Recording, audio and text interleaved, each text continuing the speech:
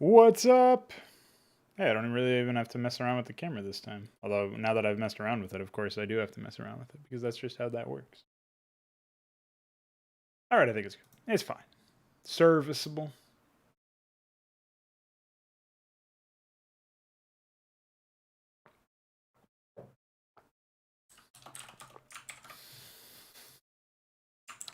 Alright, so we are looking right now at the HYDRA game state, the Keskathalor's converted graphic, courtesy of Voyager helping me out by sending me the necessary files. Very nice. I was also able to grab the wireframe from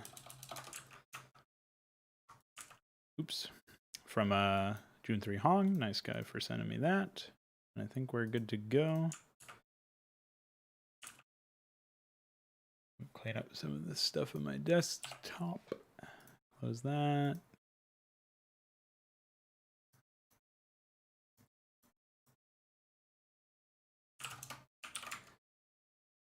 Oh yeah, I should probably get the restream chat open.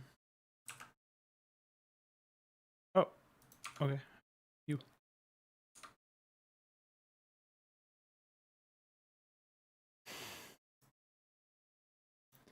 Unreasonable behavior. Okay.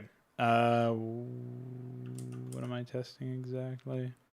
Oh yeah, spawn Keskathalor.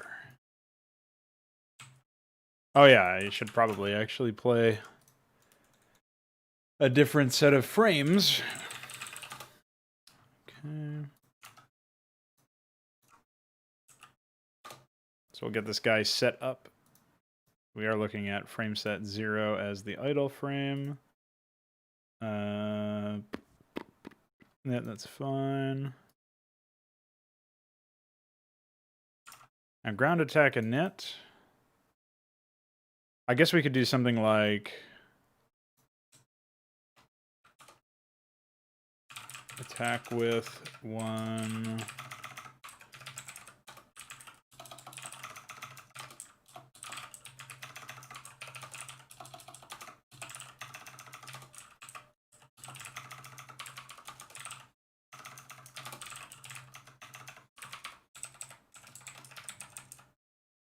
Okay, that should be fine. And then, really, I should just get rid of all of these comments. They do not help this situation. I don't actually know how many frame sets this asset has, but it's probably less than what I've written out here. Looks like it goes up to 8, so...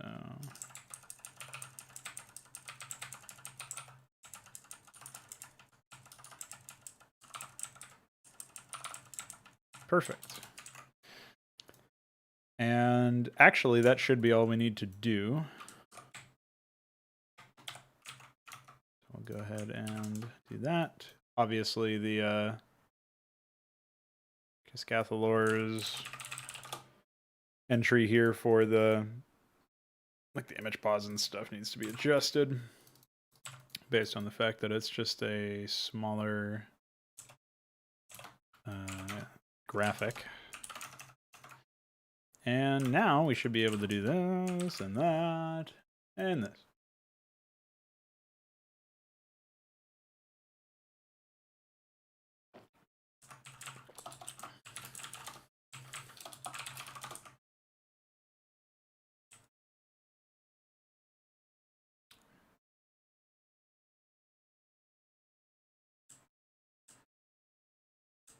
It's definitely a weird looking unit, man.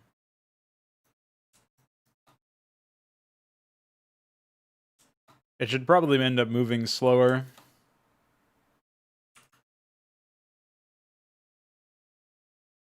And it's currently its weapon is not properly configured. But yeah, it is a very weird looking unit, man. I won't lie about that one. I'm not sure if I can improve the alignment of the different frames with the selection circle by changing anything associated with the frames. I guess I could extract them all to see really quickly, but I mean, they are all the same size. Like, they're all the same dimensions. And there's not much that I could do to change that positively, I don't think. So I think we'll leave it, actually. That'll just have to be something that I work with, and I can like lower the image pause slightly so that it's not so jarring on the south facing, but also not so jarring on the north facing, because right now it's overkill for the south facing, but underkill for the north facing. It's not sufficient there.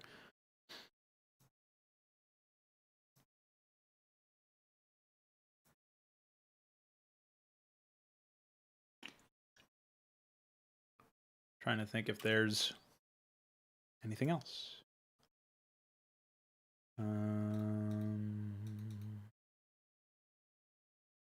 No, I think we can just get started on setting up its weapon, which is exactly what the doctor ordered. And then we can go hunting for graphics for it. I mean, the agenda for today's mod stream is pretty much just trying to set up the Keskathalor in a way that makes sense. And then we got graphic replacement. Oh yes, and that is the other thing, of course, is the fact that I wanted to slow down its movement speed. So I think we'll do 2, 3, 3, 3, 3, 3, 3, 3, 3. Maybe that'll just be threes all the way down. What else would it be? And then I can mess around with that in a moment. For the Keskathalor, we know that it's 96 for the unit ID. And we can jump over to 41, which is its weapon ID. And we can go and reference the document here. So it's 2 times 20 plus 1 explosive damage. So we'll say 2, factor of 2 plus 1 explosive. Splash enemy. Oh, splash radial.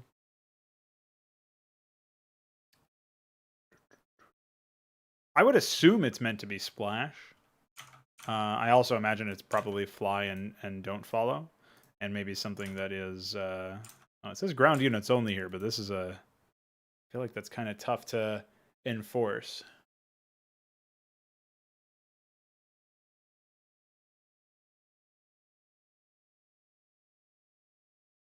Maybe it's fine. For now, we'll leave it at ground, and then if it needs to be adjusted later on, we can do that. So we'll say 16, 24, 32. So a very small splash radius for now. Cooldown was not listed. I will go ahead and throw it at 2. We'll have an attack angle of 16, but a launch bin of 64, and X offset of 5. And we can play around with stuff. If we have to create an overlay, we certainly could. So that they, like maybe if we want it to come from 2 completely different positions. I mean, actually, because that does give us a lot of, it gives us a lot of potential for some of these graphics to like just help that little bit, just a little bit more. Like we could decide that maybe we want the projectiles to come from like the front 2 bits, like one on either side. You know how, notice how it has like those tubes. Those look like they're more for locomotion or something, and it looks more like maybe the projectile should come from the mouth, if anything. But that is an option that we can keep in mind. Unfortunately, as I think this graphic fits the bill of what the Keskathalor could look like. I was, of course, thinking of something that had legs like an Ultralisk, but I'm okay with this as a compromise. I just wish it was bigger, because if it was a bigger graphic, it would have been a little bit more approachable in the same way. And I think that would have been, like, it would have felt a little bit more natural. And we said 10 range. We'll go ahead and do that. And I think that's pretty much it. Obviously, projectile needs to be set up here. I can just leave, I can leave it at pretty much anything that's going to work. So like right now I'll leave it as Seeker Spores. And I guess I'll set its icon up. But ultimately, it's not really that, you know, significant right now.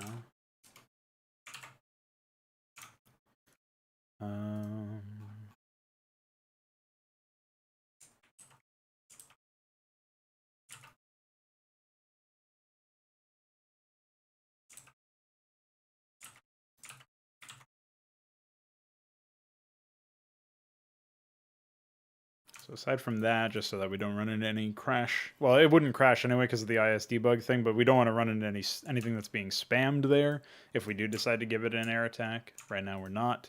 Although curiously, I did list it as an air attacking unit down in the unit stat side of things, and had just never set up the weapon. So that might be something that I actually do end up revisiting, particularly given the net cost of the unit. So we might end up doing something more along the lines of 150 minerals, 150 gas. I guess we could like either lower one of the mineral or gas costs, generally speaking. The other thing that we could do is I think, well, we don't want to lower the supply cost because Ultralisks are already 6 supply, which is why I'm wondering why I made the Alcagelisk 5. I think I wanted to make it 1 higher than the Keskathalor.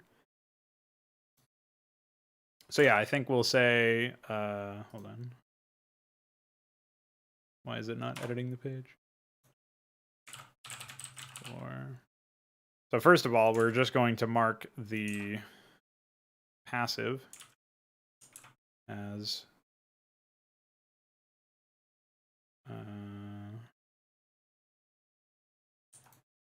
it's 4 transport space, and I think I will drop the gas cost to 100 preemptively.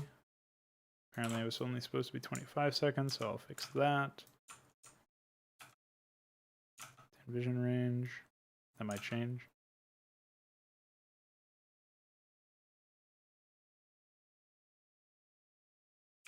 The 450 health is a little puzzling to me.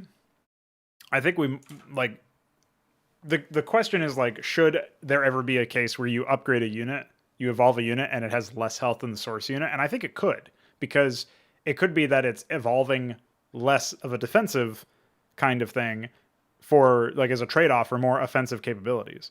The question is if we drop the health to something a little bit more reasonable for this unit's role, like 300 or 275.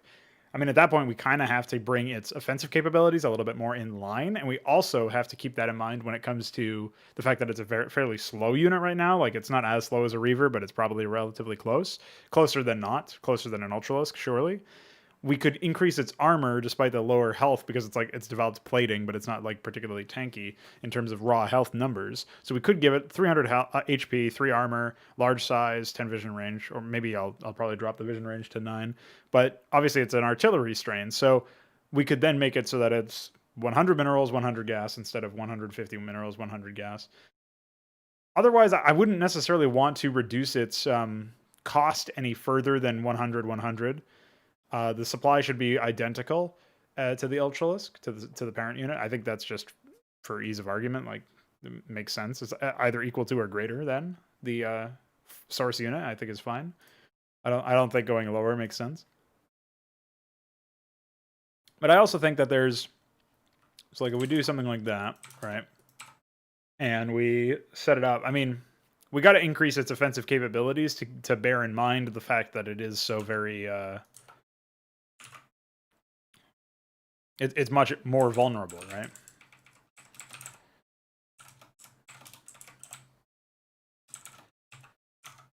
So we'll go ahead and save that. But, you know, that might mean like an attack speed increase or an attack range increase. Like, I would probably side more on the range increase or something like that. Maybe enabling air attacks. Maybe changing it so that the splash doesn't deal. Hold on one sec.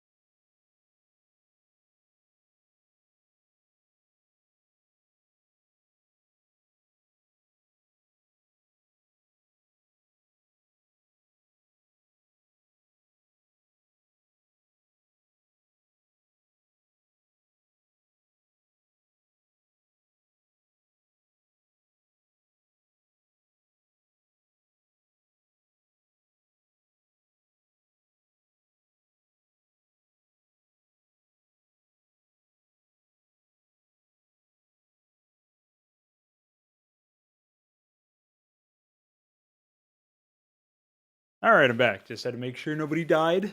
What's up, Renato? Nice A, dude. All right, so I forget exactly where I was, but I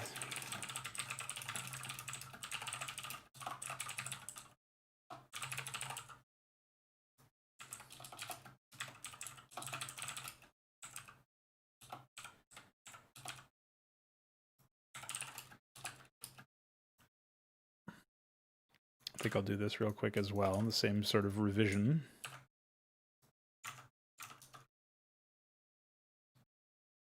Anyway. Yeah, I just don't know what's left for the like balancing lever for that particular unit. The fact that it only attacks ground units is a pretty big deal, you know?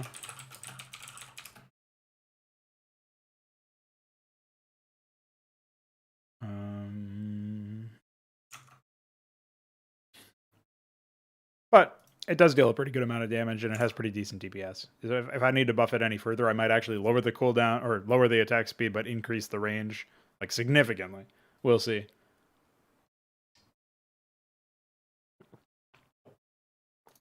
Alright, so let's also do the Alcagelisk while we're here.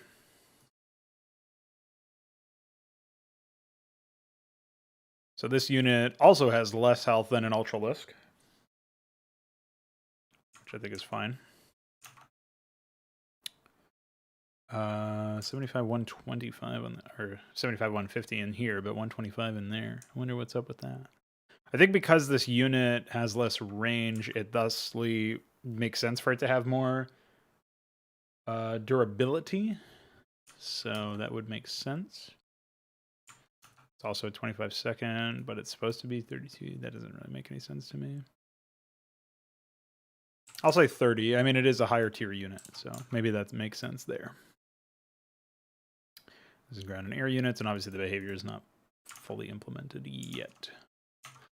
So I think we can go ahead and save that. And 6 supply.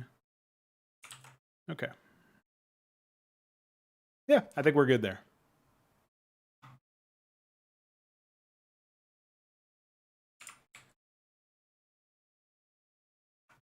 So now we can go ahead and package this together. We can say, wait for this program to respond, of course.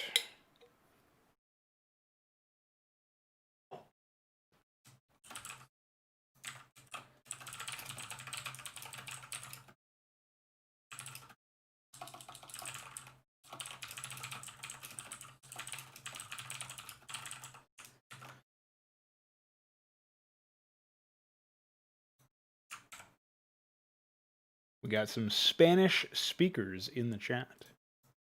Mucho queso.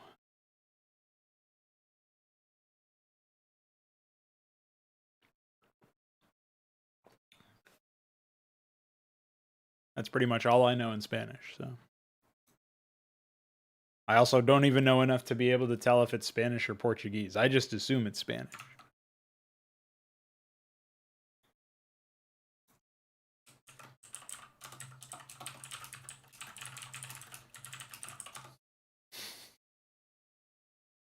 We got a hoop thrower in here to translate, dude. Okay, so we've got some changes. We got made some progress on the whole Alcagelisk thing. We can or the Keskathalor thing rather. We can pretty comfortably move on for this. I should get rid of all this stuff since it has been released. Boom. See ya, nerd. And then I can close that. Can close that as well. Okay. So.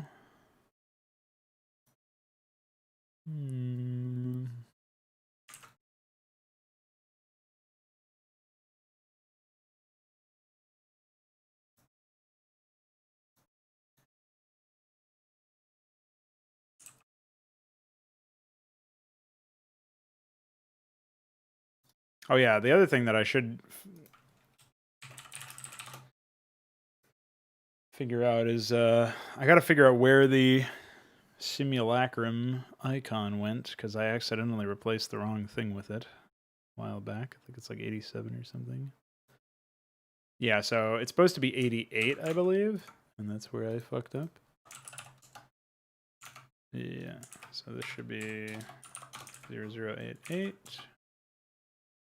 But then we're missing the simulacrum icon.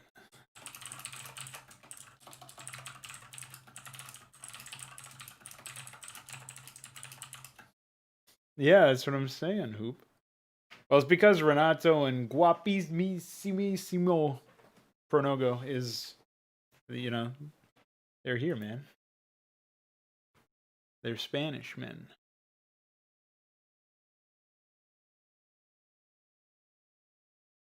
I don't remember if this is the same person, actually. Guapi, or somebody who Guapi makes me think of based on their name, occasionally will comment asking, they'll like, I will sub to you if English is your mother tongue or something. I don't know what the fuck that even means. Like, why is that a contingent?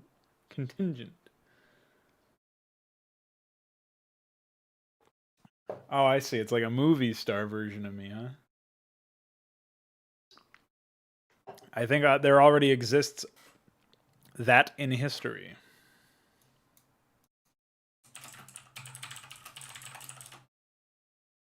He's called Fabio.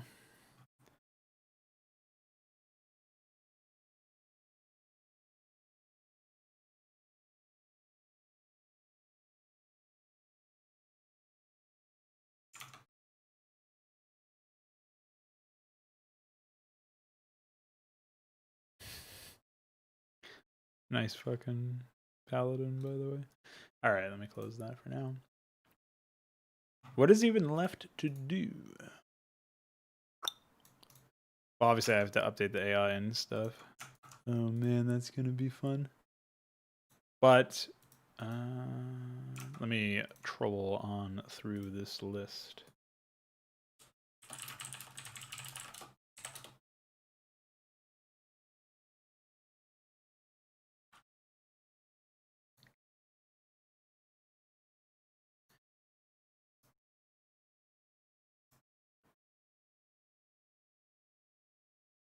Oops. I accidentally started 3ds Max.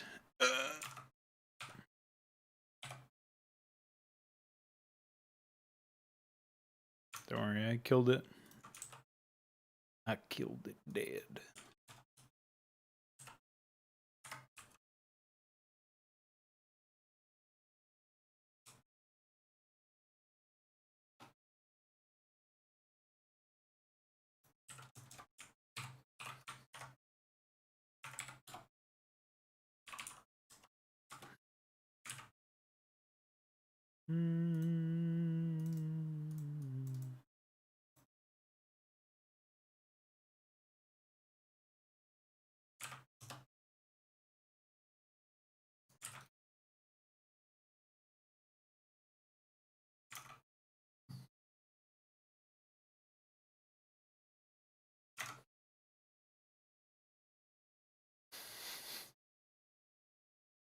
That's not allowed. You can't. You're supposed to translate them, not encourage them. I don't even know what you're saying now.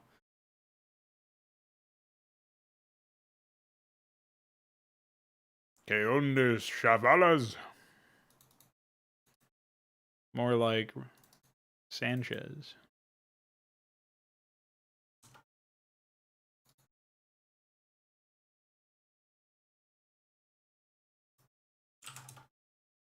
All right, let's see if we did it correctly now. Epic. ACSED. We're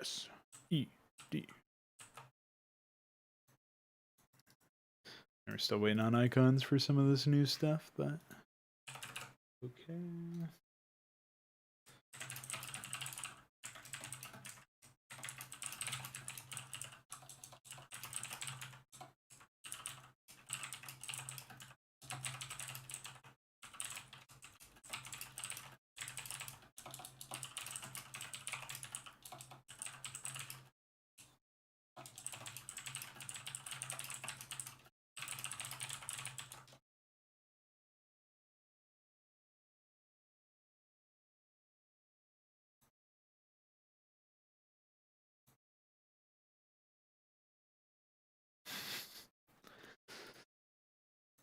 I'm reminded of working with Armageddon the other day. What an insane set of graphics. Okay, so we've done our due diligence with regards to the Zerg stuff. I guess we should actually set up the debt requirements for the morphs themselves, and then we're going to have to go into GPTP and make sure that they are working properly. I guess before I boot this up, I will actually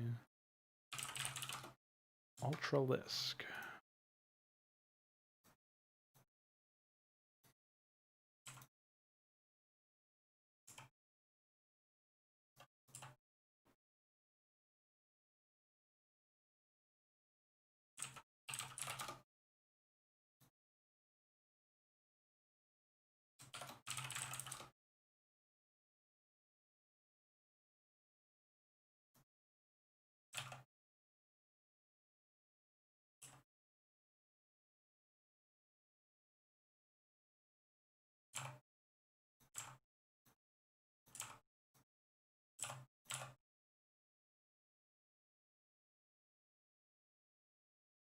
Nice.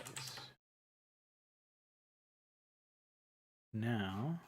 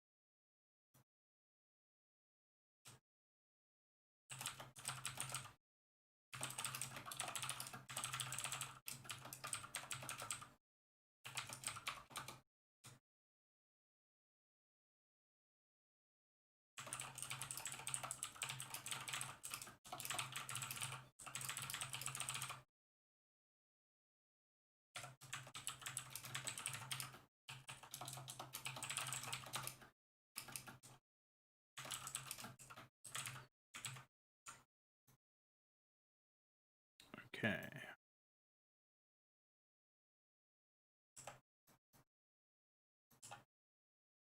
So we'll have to go ahead and say this is 1349, 1348, 1347, 46.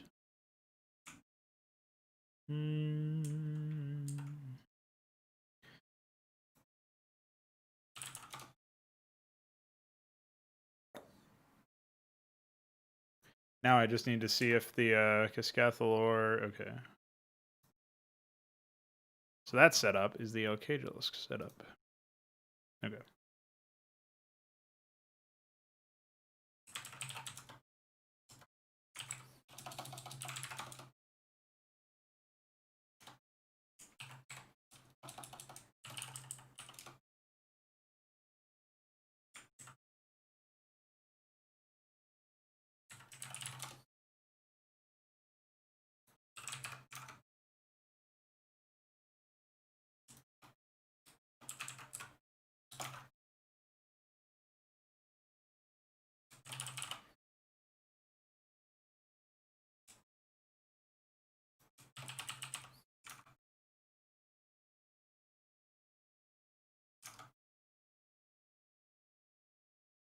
Oh shit, I already wrote the descriptions. Well, I'm not using them, so You're getting removed. Bye.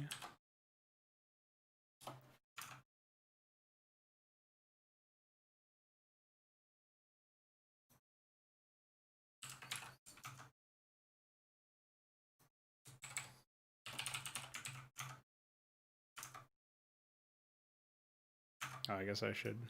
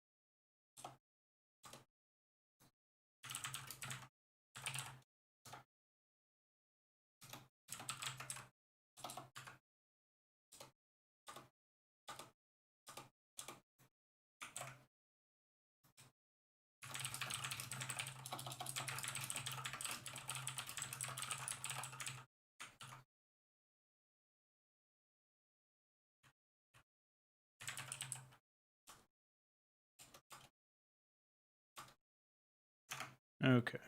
Oh yeah, that was the other thing, is I was gonna go find the refinery and class this as, I guess, blue.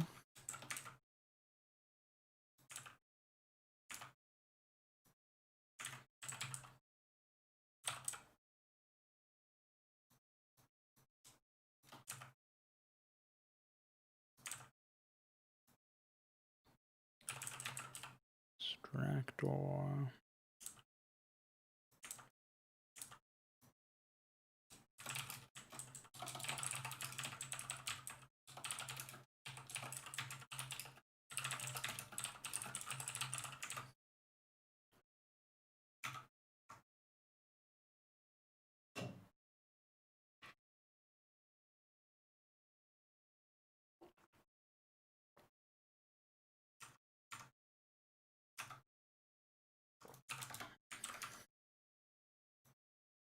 Oh, that's the wrong one, silly.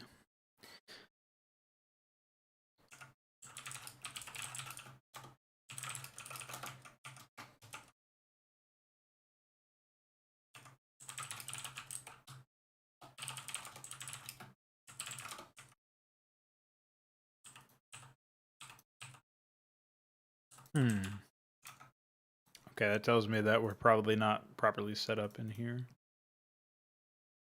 So I have to jump into APIs, CPP.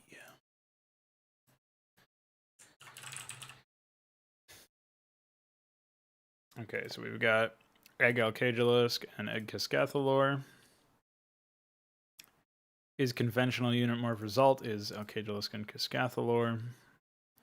Morph source is Ultralisk. I'm not sure what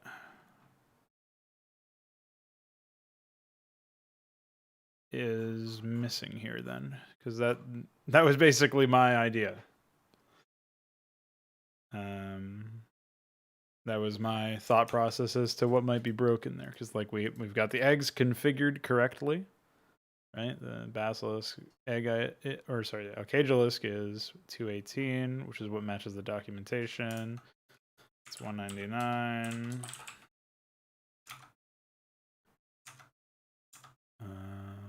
Which is also what matches the documentation.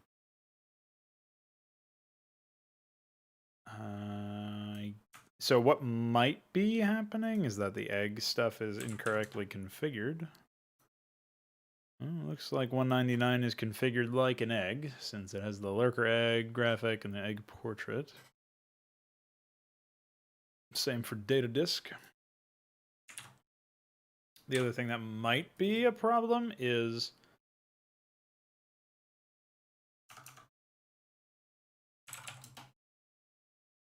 they might not be configured as morph units, but they are. Or at least, yeah, so they're both configured like morph units. And again, the debt requirements for Keskathalor, current unit is Ultralisk, and then requires, it says Quarry, but it's not. Then we take a look at the Ultralisk graphic, or the Ultralisk button set, and we see that it's set up the same way that the Zergling morphs are. Keskathalor, HYDRA.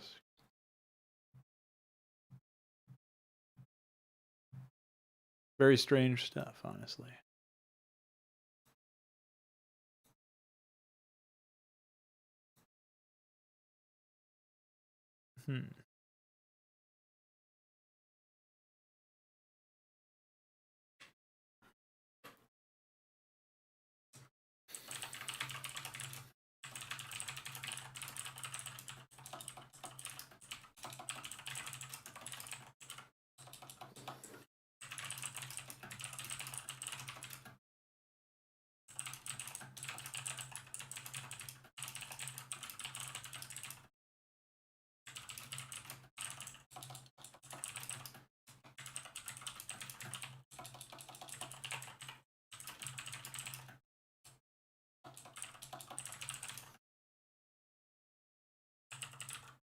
This might be a config thing. That could be something related to it. Mothsolith egg, devour egg, gorgolith egg. Yeah, we are. Oh no, okay, let's go. It goes down here.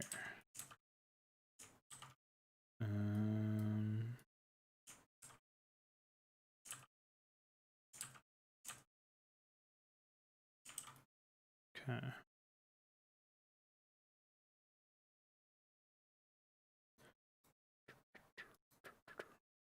I'm not sure why there would be any issues.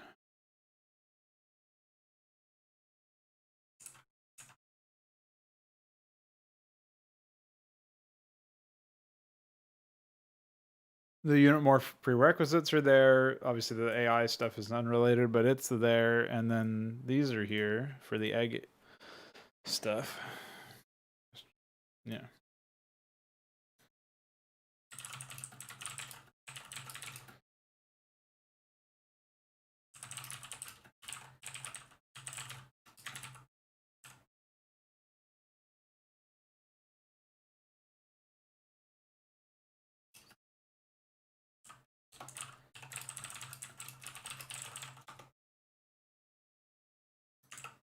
Really don't know what could be causing that particular issue.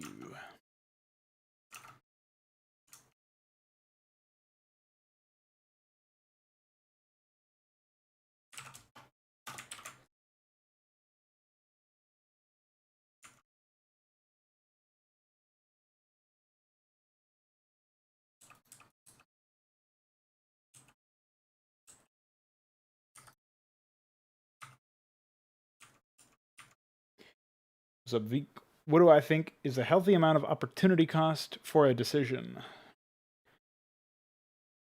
Okay, so I think you can boil it down to a few elements, right? So you have to be aware of how easy it is to execute on a certain idea. Like the opportunity cost for microing Marines is pretty high because there's a lot of APM put into it, right? So it's a difficult, mechanically speaking, it's a difficult task. And then you add to that as a result of such an opportunity cost, like you're, in order for it to be worth the micro and the lack of attention to other things, you need to be able to look at the you need to be able to look at the other options and say definitively one way or another that like you're going to get your return, a return for your investment, for the investment of APM that you've put in. So a healthy amount of opportunity cost is one. Like the problem with answering the question in a straightforward way is that it actually does depend on whether or not there's anything else going on there. Like in what context would it be healthy, or would it be considered healthy?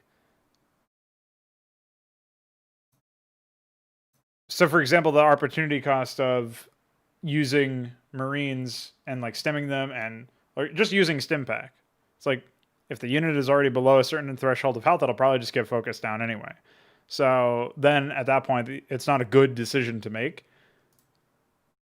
I think what you're intending to ask is what is an appropriate implementation of a certain mechanic or a unit or whatever the case may be, such that it leads to an open, like a decent number of cases where the decision to interact with this system is a good decision, and also a decision that can be counteracted by another player's decision, an opposing player's decision, so that it's not like always like that's where the healthy part comes in. It's like a healthy amount of decision making, like a healthy amount of times this is appropriate, but then there's these healthy number of counters to it or something. So in a situation like that, like you've got to be able to determine from a player's perspective what are the strengths and weaknesses of this approach, and where are you going to go from there, right? So yeah, I think that's pretty much it.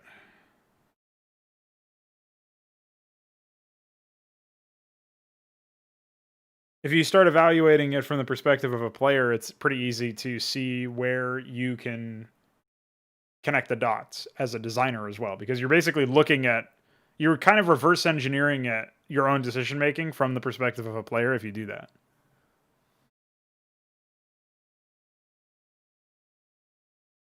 Well, I think the idea that you can be paralyzed by having too many choices is mostly a problem of inexperience.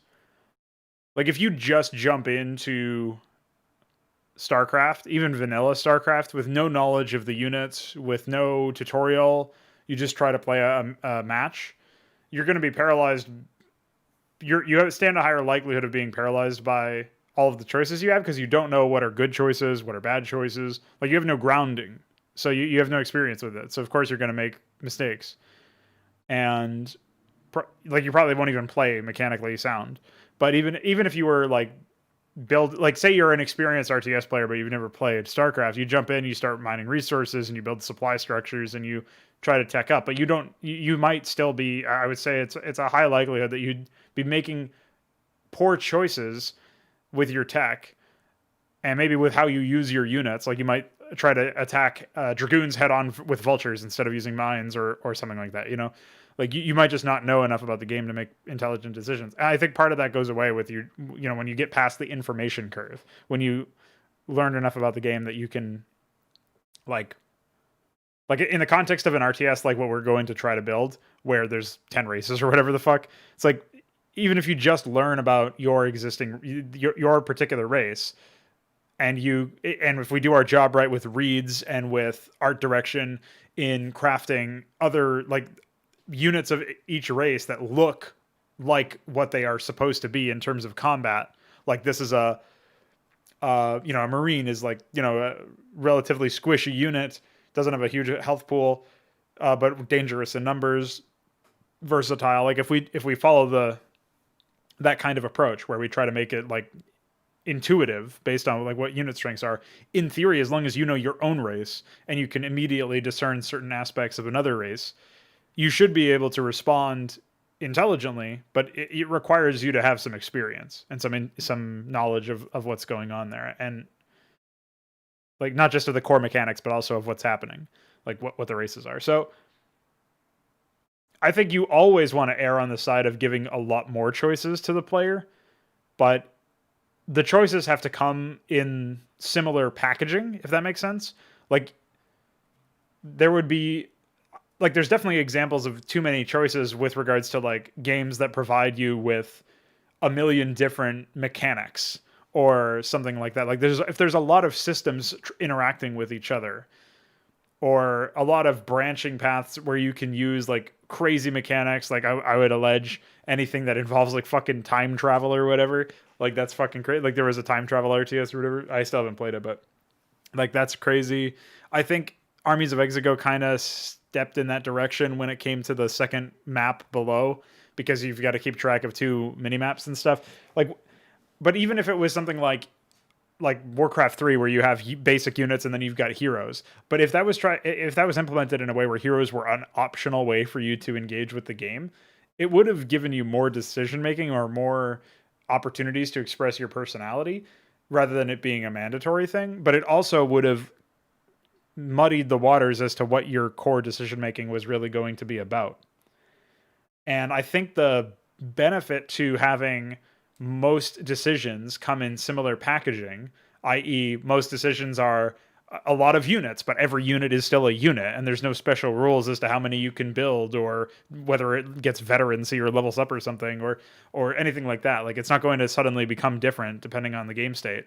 It's always going to be the same unit. So like I think approaching it that way, where you have a lot of options with units, you've got a lot of options with buildings, you've got a lot of defensive options when it comes to like I won't even really call it static defense, but attacking buildings, like buildings that can with weapons, right? Because in some cases they're offensive tools, even though they're buildings. Like in Hydra, there's going to be like ion cannons and shit. So you're going to see a situation that you don't normally see otherwise. So in a situation like that, I think that's better. That's a better approach than piling a bunch of mechanics on top of each other. But I would always generally err on the side of having more options for players. And that's where, like, coming back to your initial question, Veek, the idea of like what is a healthy amount of opportunity cost. Assuming you know enough about the unit, right? Assuming like you actually have enough knowledge and experience and you know what's going on, like taking existing examples from Starcraft or whatever. Like the opportunity cost of building a science vessel and researching irradiate is pretty high because it's a lot of gas, and you know you need to get science vessel tech, and before that you need to get starport, before that you need to get factory, and so on and so forth.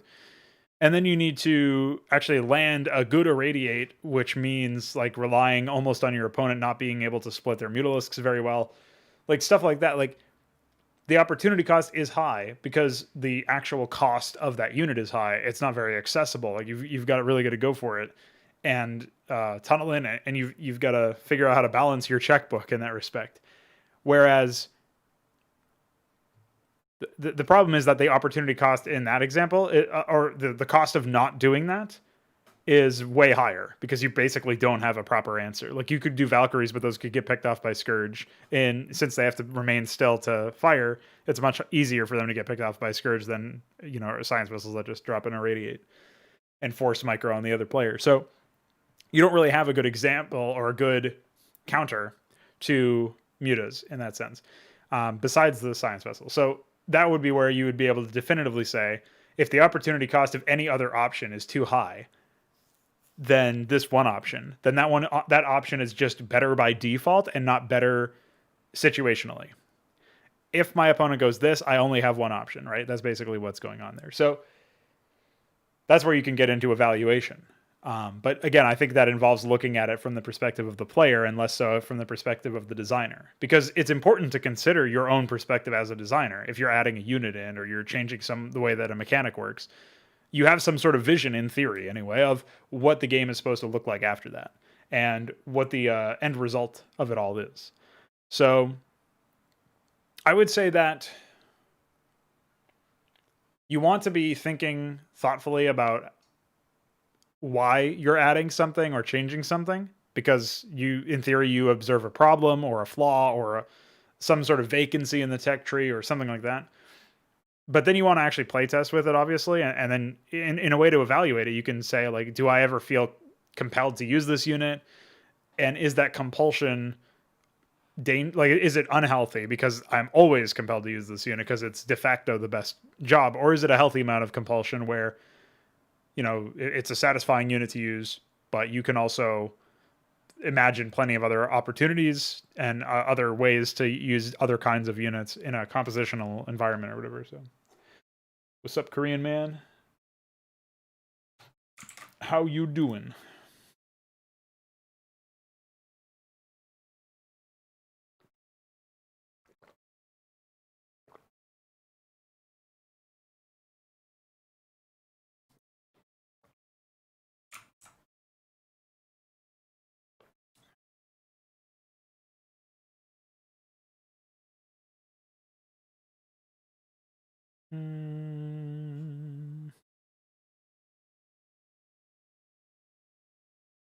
Oh yeah, we should be hunting for graphics.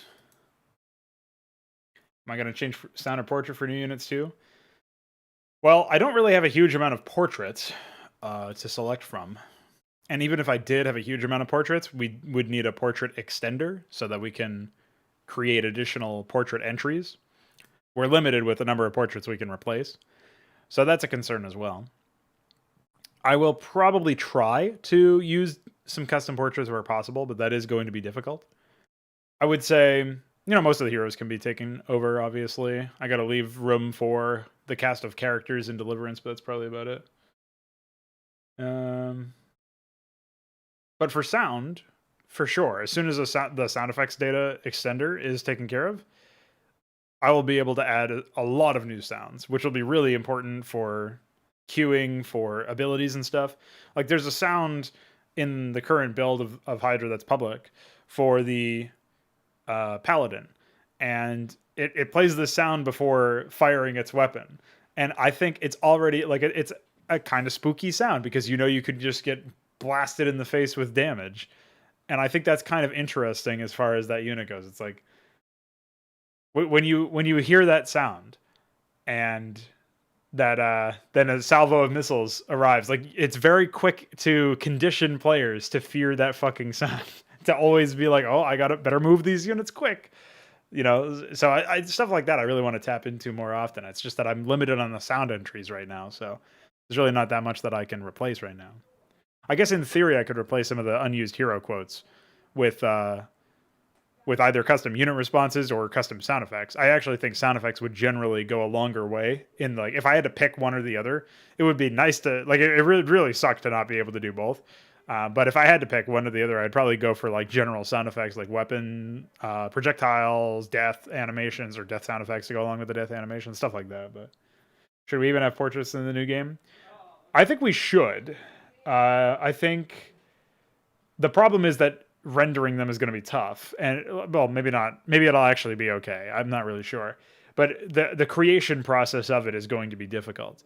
I think when we're adapting the UI for 1920 by 1080 and other resolutions that are a little bit more modern, it's unlikely that the portrait will get in the way of the what's it called, like the user experience. I think we'll be able to design a functioning UI. In fact, UI is not something that I've really thought too much about with a new RTS, but it's actually a really big deal, obviously. Like we want to make sure that it's functional. And I would actually go a step further and say, I would want to create portraits and have them exist in the game. But I would also want people to be able to toggle that off if they didn't want the portrait there on screen. Because some people don't care about that. Or maybe they, sometimes they would click on it and it would center them or something. I think there should be a toggle for whether or not you can click on the portrait to actually do something, so that if you want to keep them on, but you don't want the repercussion of clicking on the portrait itself to center you onto the unit, you could have that middle ground there. But I also think that if you just end up removing, like getting to the point where you basically have like, I don't know, I think the UI itself should just be completely customizable. Like what I would do is I would allow you to take the command card and move it to any part of the screen you wanted. Maybe it would have to be in the border or something, so you couldn't do something like. It's not that so I don't want people doing meme UIs to the point where like they're actually sabotaging the experience by putting it in the middle. It's just that I don't want to have to bother worrying about code or anything like that would allow for something like that. So it's just something that I wouldn't bother implementing. That being said, like it could be a UI where it has like a certain magnetism on each individual element. So like the command card, the portrait, the menu buttons, the like maybe you'd be able to insert or delete additional context items like something like you should be able to resize them dynamically as well for sure.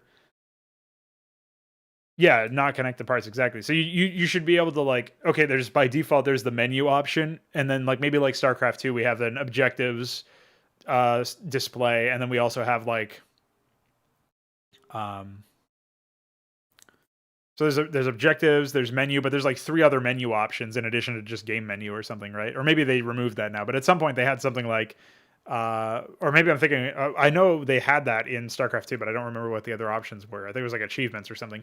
Whereas in game, in Warcraft 3, there was like the quests, menu, chat, alliances or something. So like we could do something similar where we have whatever these submenus are, whatever these menus that are not directly related to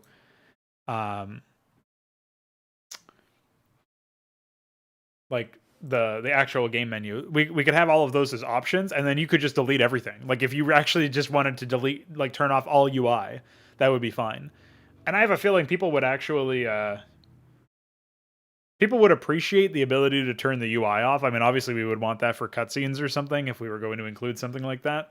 But if people wanted to do like videos where they're just observing with no UI at all, excuse me, or if they just wanted to do like some fucking scenic recording of a battle, like that's fine. I want to support stuff like that just because like I could see potential use cases for it, and allowing complete control over the UI would be really good. Like maybe you like your command card in the top left or something. Like maybe you're just a weirdo like that. Well, I feel like that should be possible. And it also allows people to make their own custom UIs. Like I think we should be able to share them, like the Counter-Strike crosshair things are.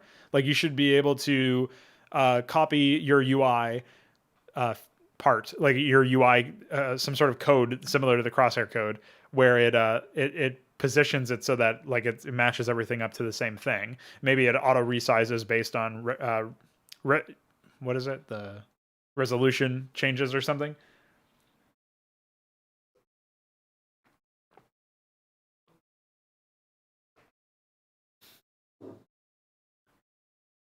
Disable command card. Well, if you disable the command card, you don't have an opportunity to show the hotkeys. So I don't know what that even means.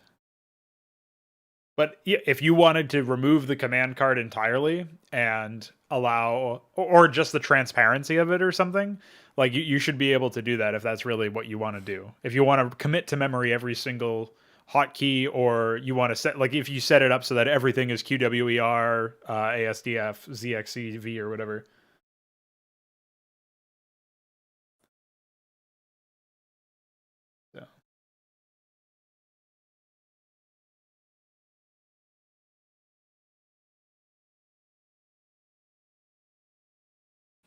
Yeah, I figured it looked like a tank unit of some kind, similar to the Reaver. Of course, they have super generic names in that. It sucks too because Behemoth is like, it's actually that's from mythology, and it's a pretty interesting, like almost Lovecraftian in a way, where it's like there's this like thing that's so large and like so enormous that it defies logic. And it's kind of cool to imagine something like that, but it's such a generic name now. It's just been ridden into the fucking ground. Driven into the ground, I should say.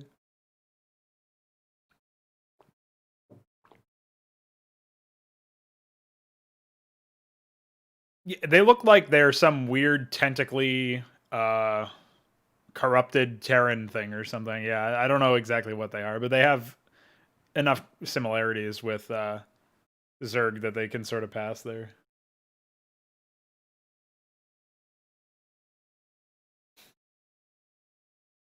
Well, you could also bind, like, you should be able to bind something to the idea of displaying, like, toggling the UI display of certain elements. Like, you should be able to go into console and type, like, bind num1 or mouse 4 or something, toggle UI, and then, like, write in whatever UI bits you wanted to toggle.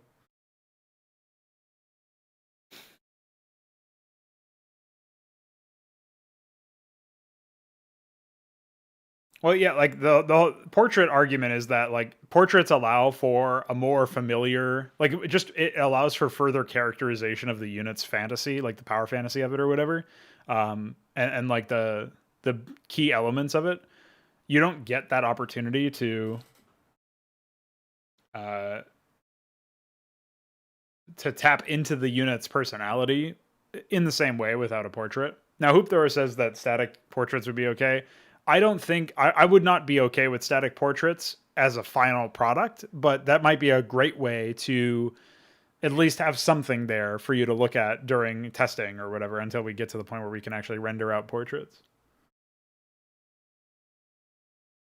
Now, you said something about pushing portraits to be more meaningful in campaign environment. See, the thing is, I don't understand why you would make the distinction about at least in campaign environment. Because why does it matter that it's in campaign? Like, if anything, they should, if you're going to try to include them at all, they would have to justify themselves more in a melee environment or a competitive environment for some reason. Like that would be my assumption anyway. Like, I guess what we could do, if you're looking to find a way to tie it into some sort of read, you could have the unit get maybe the certain aspects of the unit would change. The unit portrait would change based on how much damage it's received. Like if it's a spacecraft and you're looking at the pilot, like a Wraith or something, and it's got low health, maybe the lights have gone off or there's warning lights flashing or something. But that would border on like something that's super distracting or whatever, I imagine. Like, I can't imagine that like justifying itself in that sense, because odds are you're probably paying attention to the unit anyway. And then of course there's the idea that like, if you're selecting multiple rates but only one of them is injured, what do you do then? You know, so I don't think that there would really be that thing, as much as it's interesting in theory, because you could have like the more energy a spellcaster has, the more visual clutter, I guess. There'd be something on screen, like maybe a High Templar would have like a turbocharged lightning flashing all over them or something when they have full energy. Like that would be like something too. Like, but aside from doing something like that, which would at worst, like I feel like at best it would just be neutral, and at worst it would be distracting. I can't really imagine anybody really using that for reads in a way that like they can't see from other examples.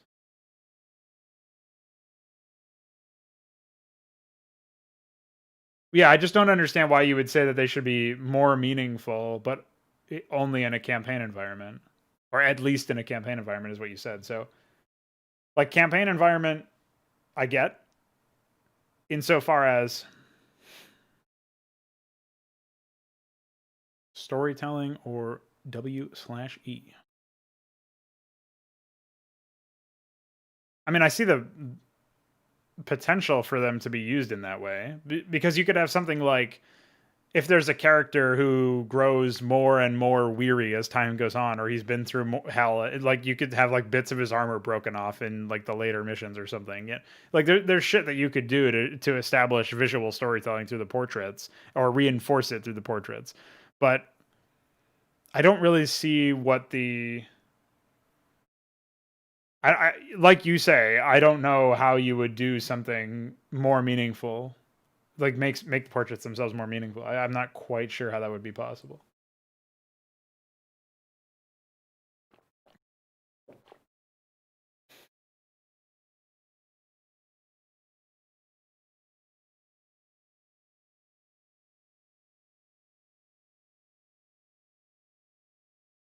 I'm always welcome to like re-examine very basic stuff like portraits, because we are going to have to check a lot of our assumptions and constantly recheck them in some ways as we're designing this stuff.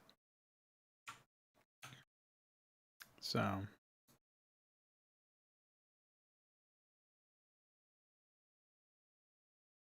yeah, basically what Vic just wrote as well.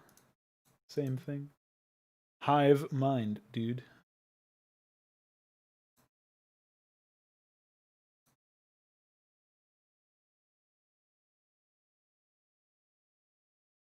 As far as like the justification for portraits, I just feel like you would have less of an attachment to units on a more visceral, emotional level if there were no portraits in Brood War, for example.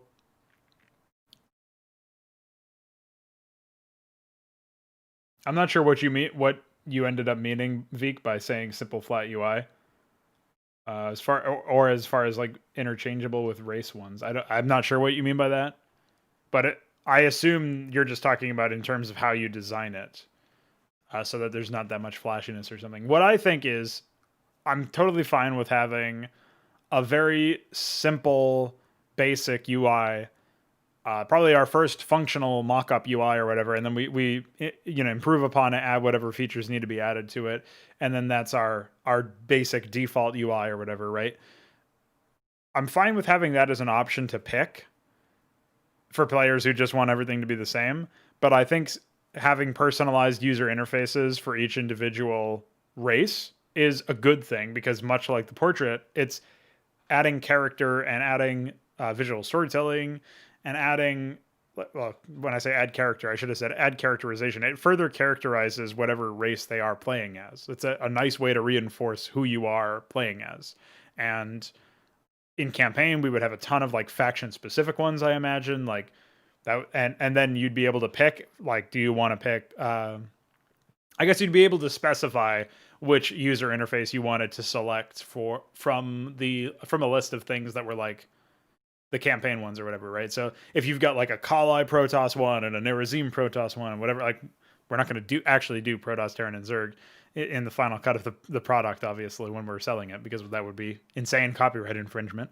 But the idea would be that, like, if we wanted to do different faction-based user interfaces to help match that, just like we would have different faction-based advisors, people would be able to decide if they want, they should be able to select advisors from a list of advisors and then select user interfaces, console skins, basically, from a list of console skins. Obviously, none of this shit would be MTX. It would all be completely free and unlocked at the beginning of the game, and you'd be able to personalize your competitive thing, and then that would just be overwritten in campaign contexts.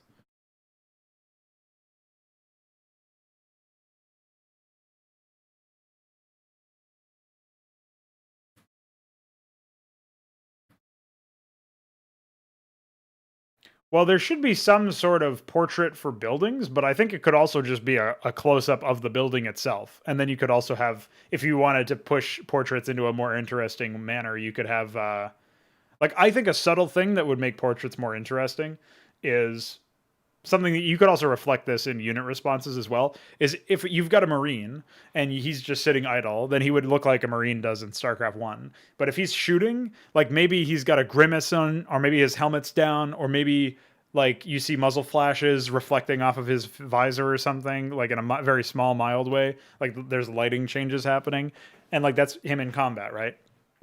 And like just something like that. Like you've got an action loop, you've got an idle loop, action loop, talking loop, and maybe there's an idle talking loop and an action talking loop. Something like that would be perfectly fine, I think.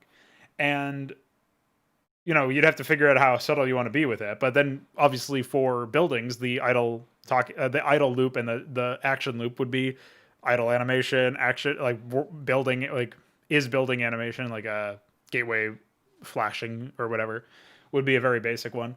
So you probably don't need advisor portraits as much as you need like building portraits. I think that would be better, because it's like another angle that you can look at the unit from, basically. Another angle you can look at the structure. Yeah. Well, that's what I'm saying, is like that's a very basic thing that you can do, where you're already rendering the graphic with its animation for whatever its its idle animation versus its building animation. You're already doing that anyway. You might as well also do the same thing for the portrait and make it so that they're synchronized, right? So they feel synchronous. I think also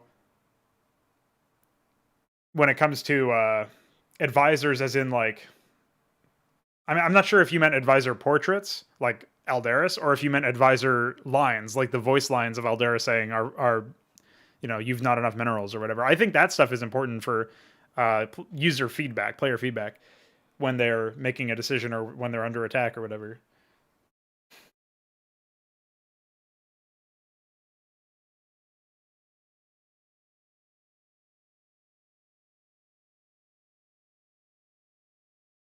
Well, I think what Hope was talking about with Eve was not really due to the UI. It was more about the fact that it's basically a spreadsheet. And what he's saying is that a little bit of character in the UI and in the in the UI, broadly speaking, like portraits or whatever else, goes a long way for that sort of thing. But I just think that there's very simple tasks that are not that much overhead, like rendering portrait animations for buildings or whatever. Very simple things like that for improving the connection between a structure and the UI representation of that structure would probably be fine. I think you could even go a step further and say like,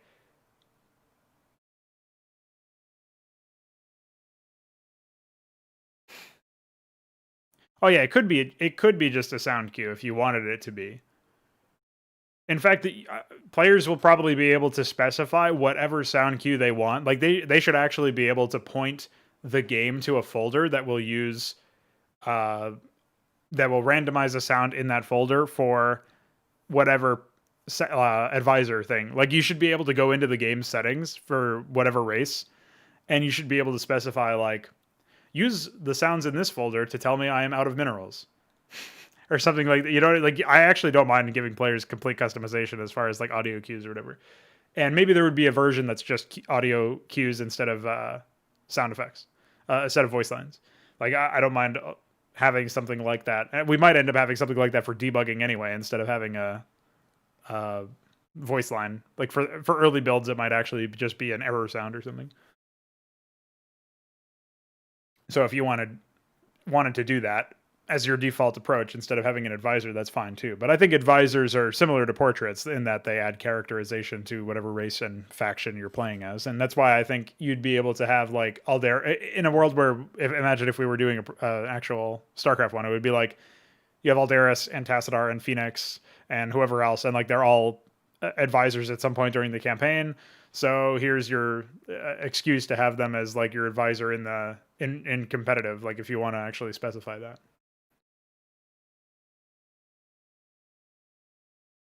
I forget what point I was about to make before I started talking about advisors again.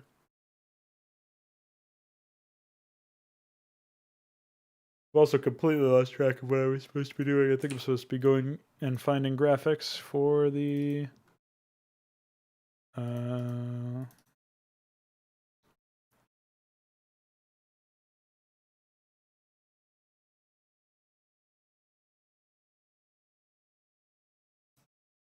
Keskathalor.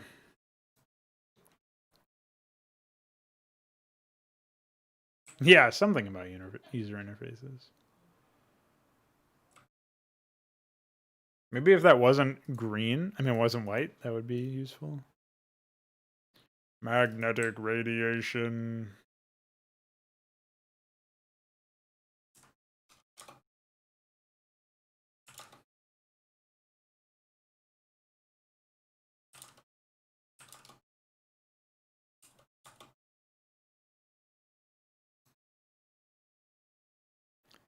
Thing is, none of these look like they are actually on the ground. Look more like explosions or something.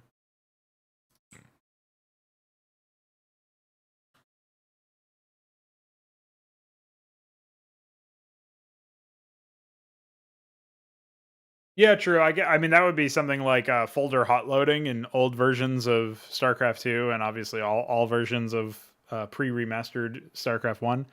Is you had the opportunity to like just I could go to my StarCraft directory and right click and create a folder called sound, and then like plug in whatever I want in here, and that would just be a local direction. So we could have that as an option for the RTS, I think.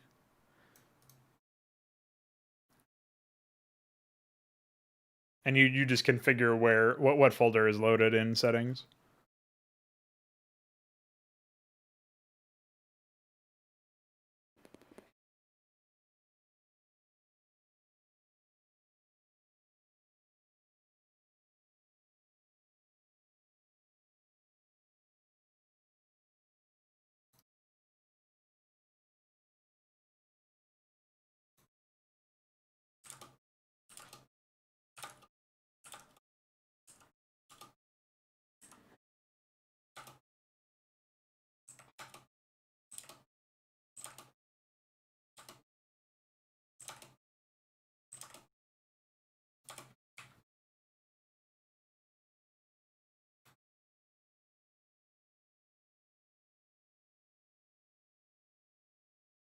It's not looking too hot from that.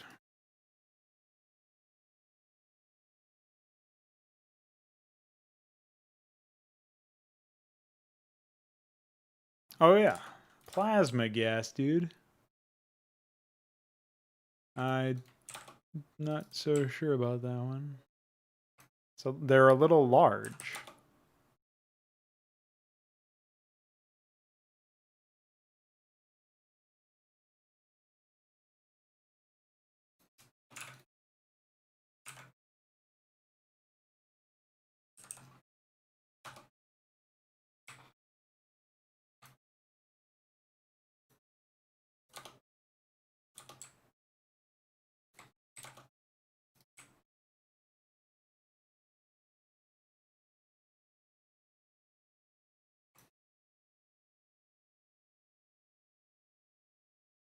Yeah, we'll figure out a way to store it and all that stuff later on.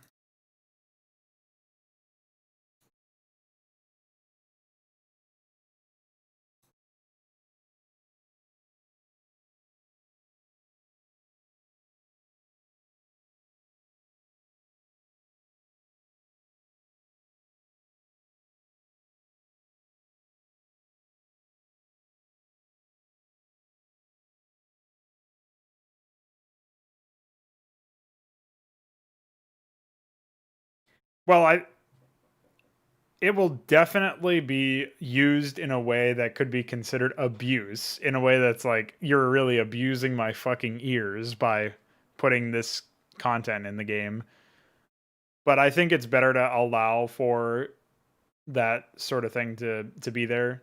Like, this kind of customization is actually better for streamers, and for like, it's for better for the game, because people like streamers, casters, whoever they're like, whatever is going on, tournament organizers, if there's like professional teams or something, like now they can have their own version of the user interface.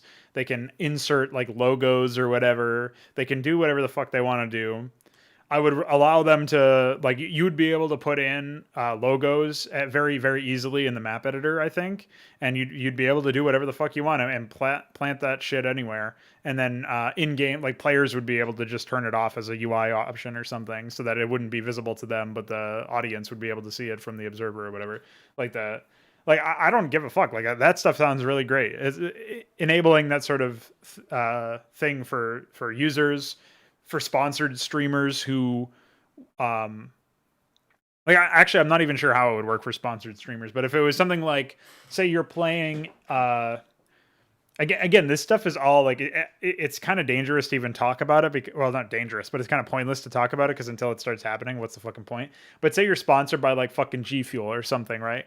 Say I'm sponsored by G Fuel, and I'm streaming the game. Well, on my copy of the, like maybe every map would just come equipped with the like logo placements, and you would define in your settings what logos you wanted to deploy there.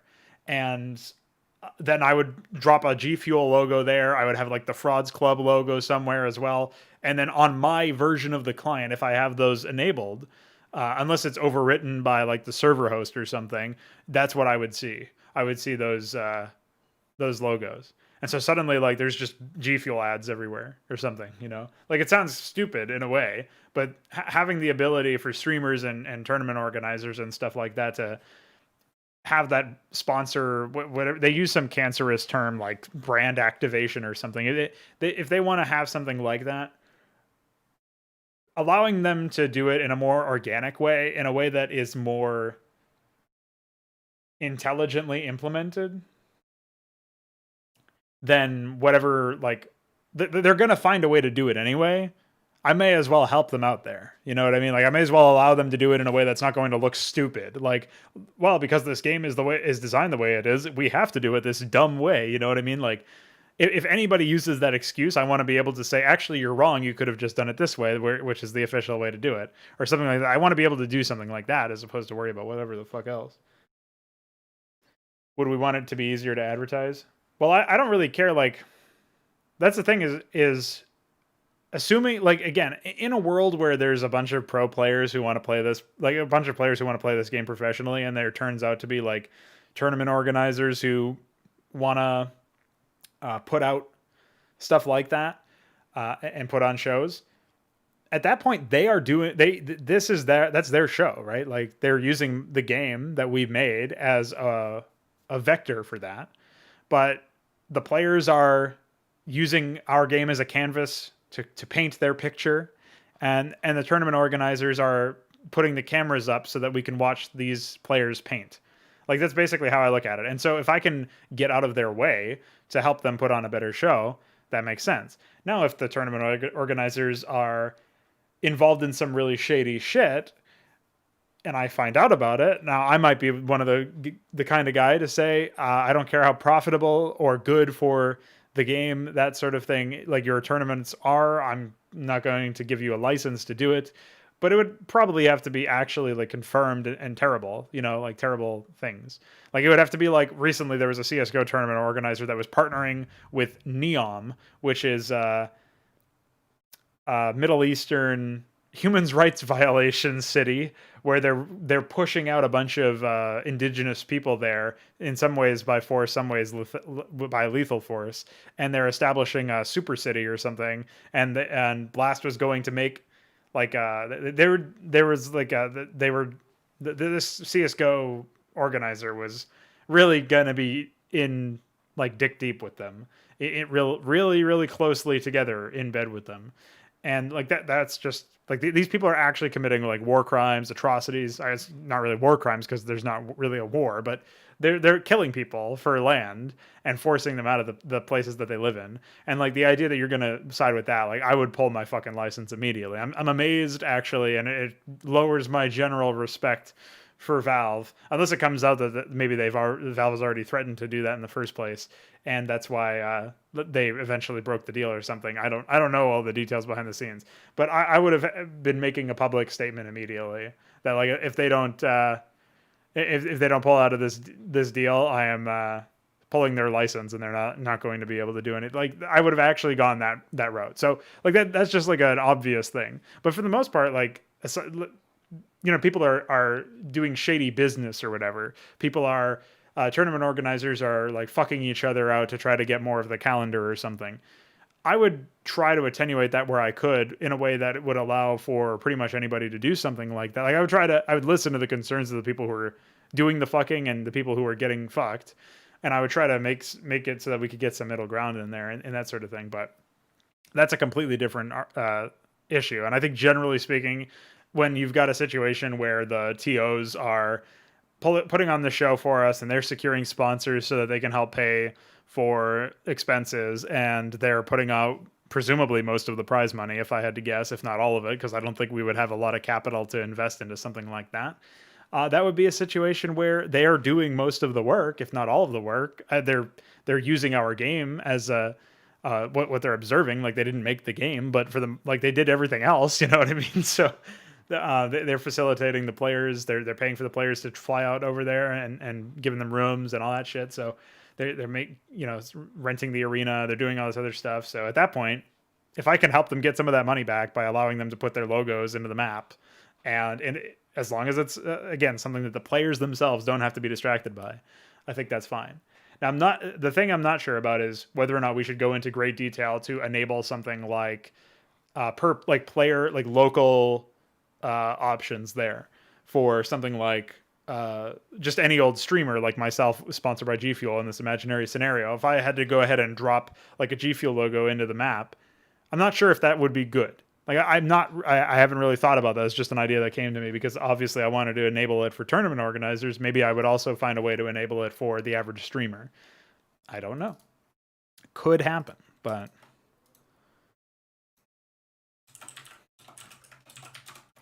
it's something that I think would be like, it's an open question. It's a way to potentially improve the profitability of tournament organizers in an industry that is notoriously difficult. Like it's really difficult to be profitable. And these people all have sponsors.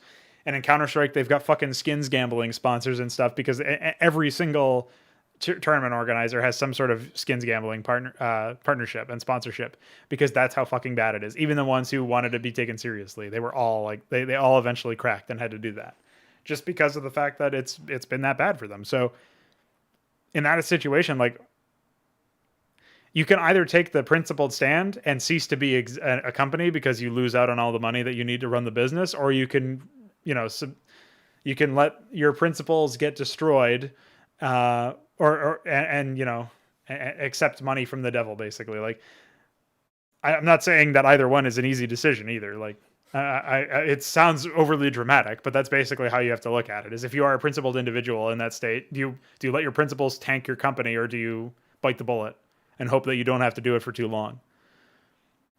And if I can, I think just allowing in-map sponsorships, sponsorship activations, I think allowing something like that would be one step towards, like, away from needing anything like that in the first place, right? So, but it's all a crazy conversation to have, because the engine's not even ready yet, the game's not ready yet, and even once we get to that point, it's an RTS game. It's meant to be very competitive. It's going to be very difficult to find a regular player base of casual fans who are interested in playing every now and then, let alone competitive player base, let alone tournament organizers. Maybe we can do it. I'm not ruling it out. I would love to see a revival of, like, esports competition at a very high level with a lot of like a very deep RTS game that we're going to create.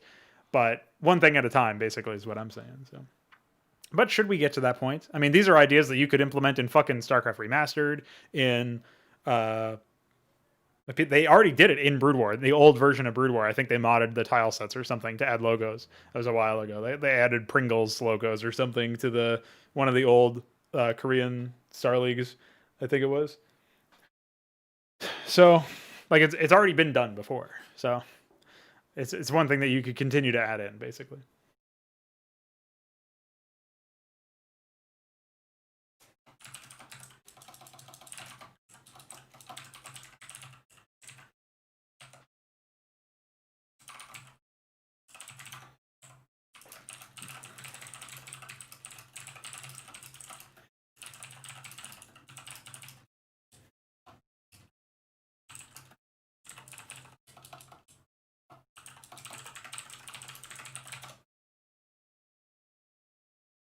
Anyway, now that I've blabbed for a very long amount of time and also forgotten to actually get any work done, I have to use the bathroom again and get more water. So I shall BRB, and when I return, I will do my best to figure out what exactly it is I'm doing.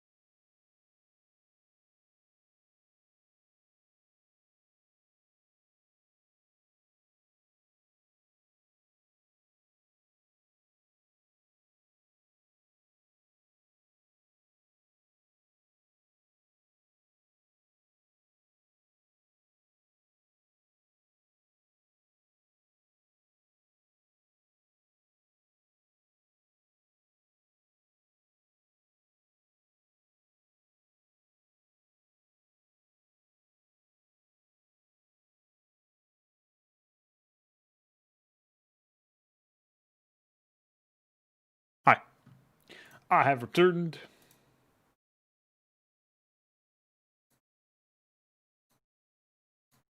So I have sent yet another request to a darkened man. Hey, you know what I've been thinking about lately for some reason? Is Nemesis. Or not Omega. Stormborn. But I just feel like it's too darn goofy to try to do anything about that. I mean, the thing is, right? Here's the thing, okay? Could be big if I decided to do... I mean, like, I could pretty much just slot in any map that I wanted.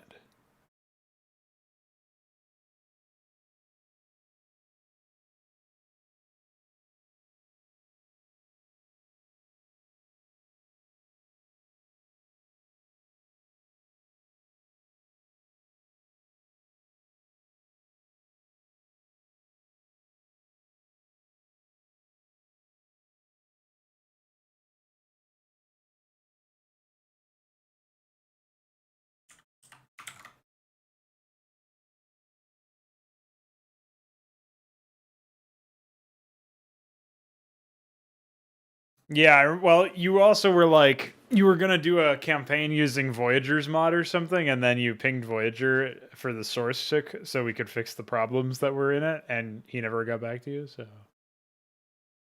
Awkward.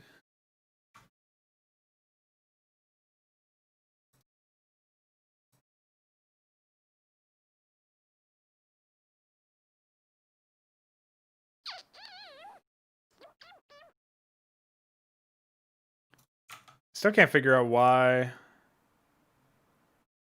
the units aren't being morphed properly. We got Keskath Aspect, Alcaj Aspect. Now if I go for a Keskath Grotto,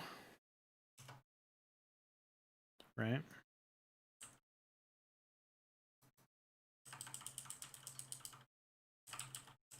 But it doesn't work.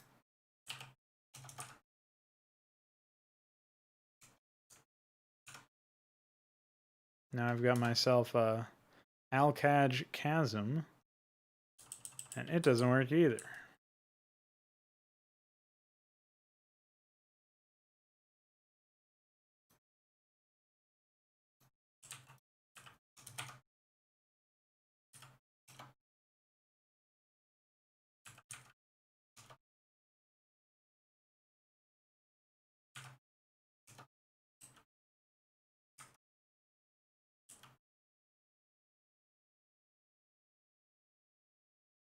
Oh, okay.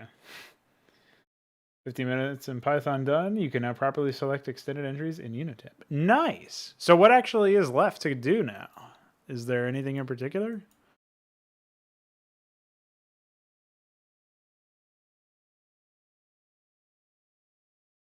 Dude, why does it jerk around like that? It's so weird. It's only on some directions. Oh yeah, I also have to jump into the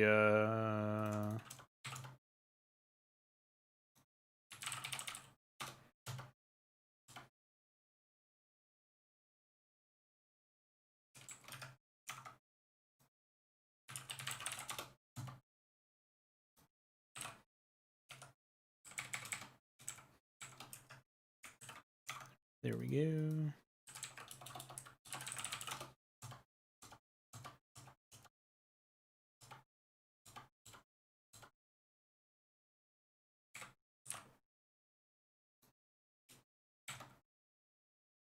I don't think basilisks cost a different kind of supply.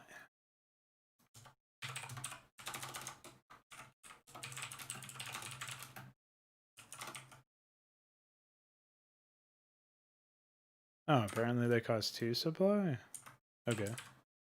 Well, in that case, leave it at that.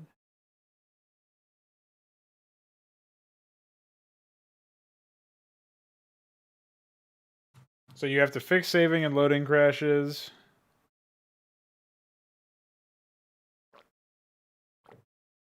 Do you know why it's crashing on load? I guess that'll be another 15 minutes. I'm really excited to get that one tested, though. I will do all your testing. Don't you worry about that.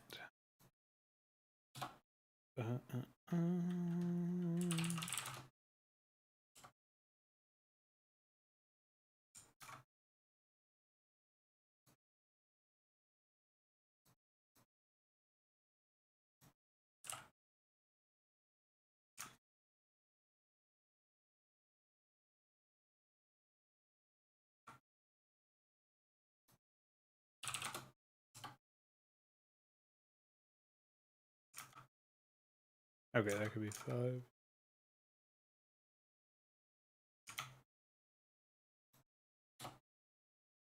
This is where you write, Poiquart is stupid. That's why.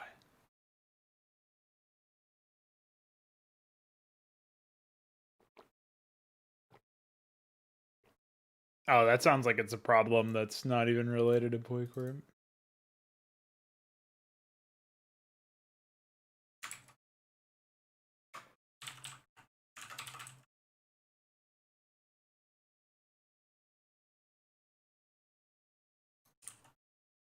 Though I could be wrong.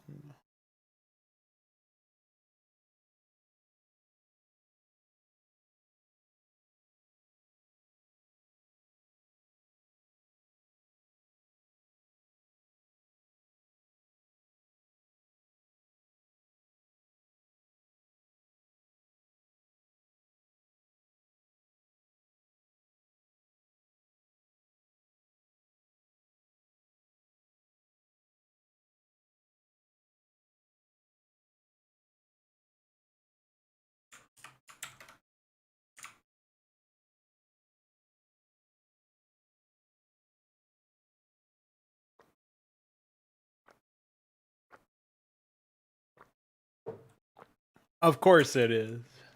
Try to give the guy some credit, and no.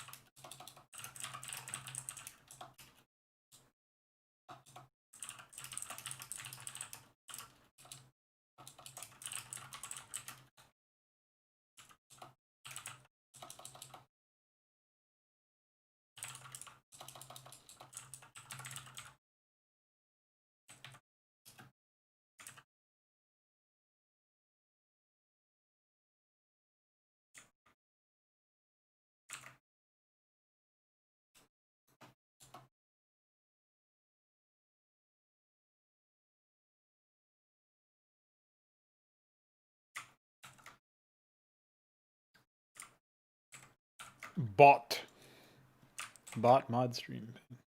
TVH. I should set up the bots at some point.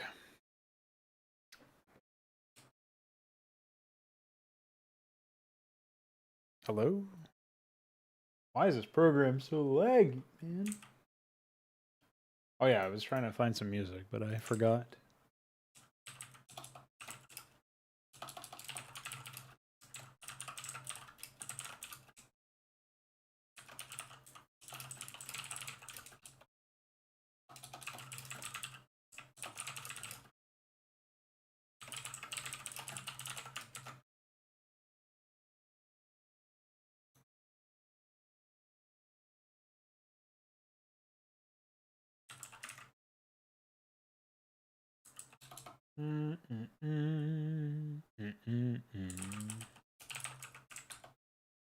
Shit.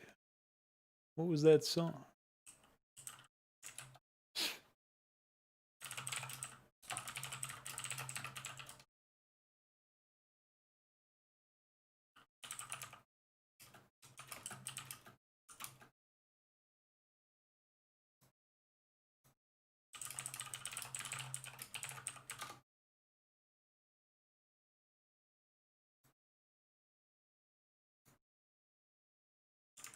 Okay.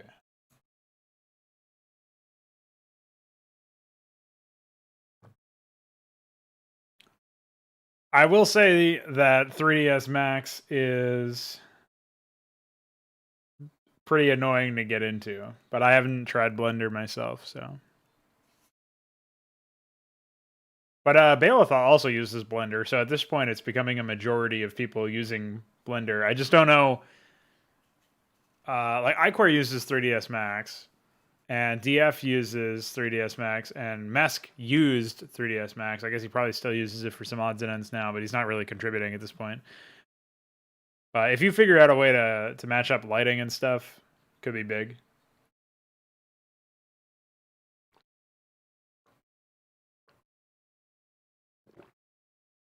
Yeah, did you like my A-Team hum?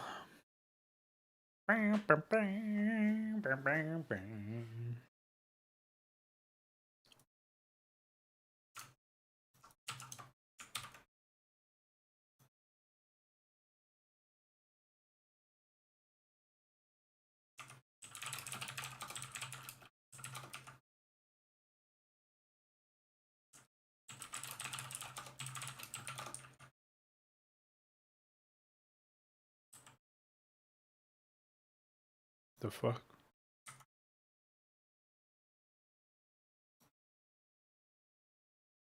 Something went wrong with our GRP wire here, boys.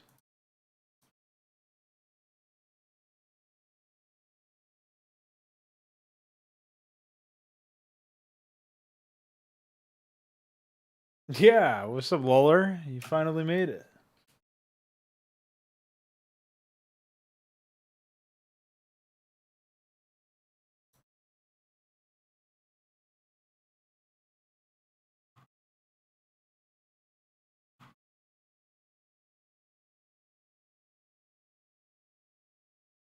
I wonder why there's a problem there. Maybe I just need to redo it.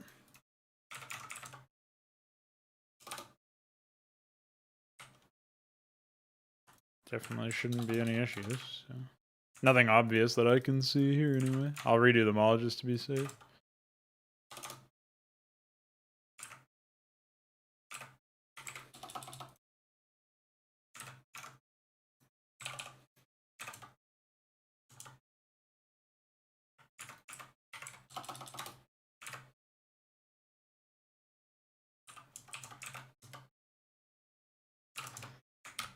What's more important than talking about RTS stuff? You actually did miss a pretty in-depth conversation. I think at least an hour of this stream was just me talking to chat, so I definitely was not as on task as I had been historically.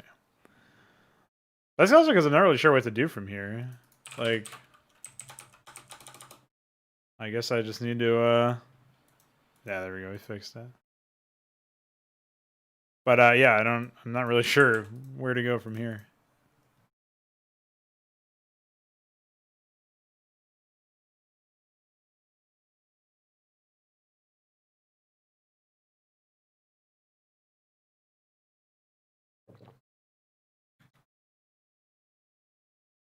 Yeah, I don't even know where that scene, like, that scene is not perfect anyway. Like, it's a .max file, but it's not a perfect scene. Like, DF has had to make some changes to it, but it's certainly better than most scenes that you see out there. So I don't know how you might be able to make things more reasonable or whatever. Gee, I wonder what's wrong with that one.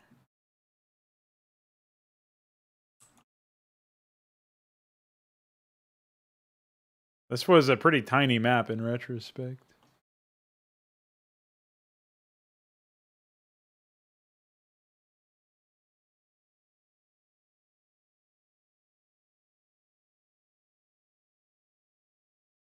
I remember I didn't want to start working on this map until the hero. I guess that means I'm not working on this map until the new engine. Which is pretty embarrassing.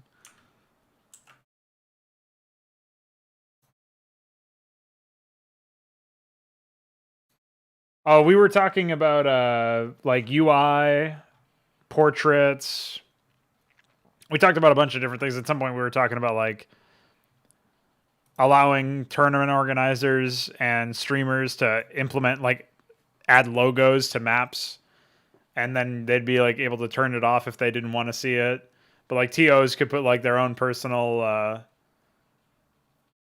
like say a tournament organizer is sponsored by G Fuel, they could put like a G Fuel logo in the map somewhere. I'm not really sure exactly how it would be aligned or whatever, but I also can't wait for that point V. That will be epic.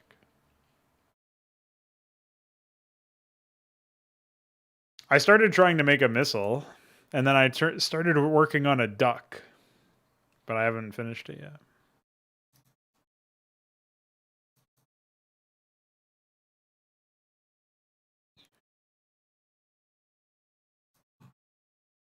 Man, I don't even know where to begin with some of this shit. Yeah, the duck is pretty good, dude. I actually think that cyber duck would be epic.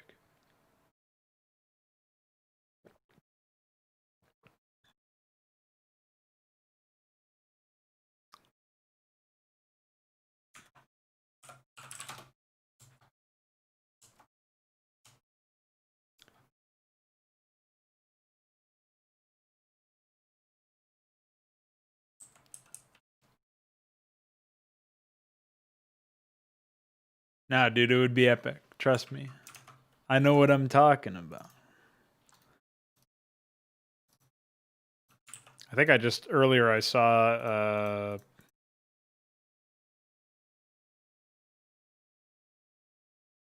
the wrong GRP wire for the madcap.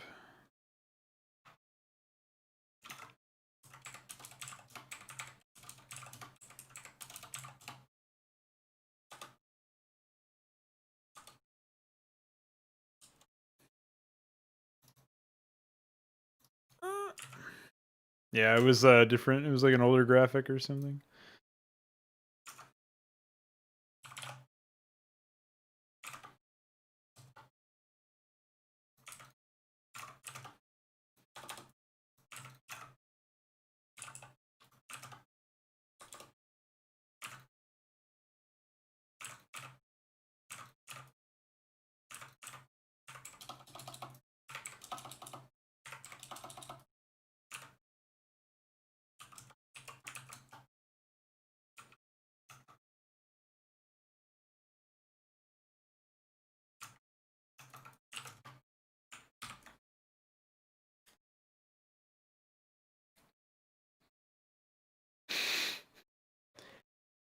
Well, I guess 3ds Max has actual plugins to support stuff related to StarCraft 2, but my limited experience with Max 2011 is that it sucks. Like, its UI is really bad. But I also don't know that much about it. I haven't spent a long time trying to learn it. It's also like a completely different headspace for me. I really have no idea what the fuck to do with most of that stuff. Oh yeah, I forgot. I was actually supposed to add the Akhmec to the Terrans, but I don't really know where it would go. I guess it could be like an ultimate infantry unit or something. Rent the nanite assembly.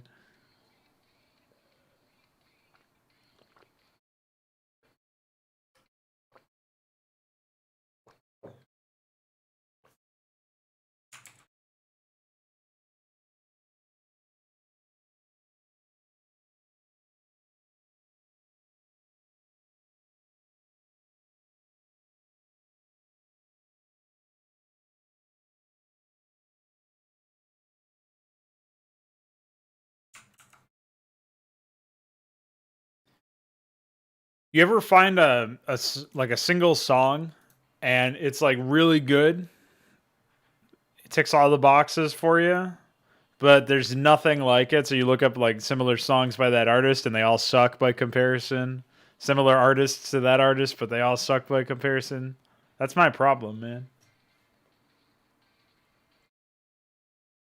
Oh yeah, well, let's just say I acquired 3DS Max 2011 through a loophole. Wink. Sorry, I wasn't winking. That's just my eye patch.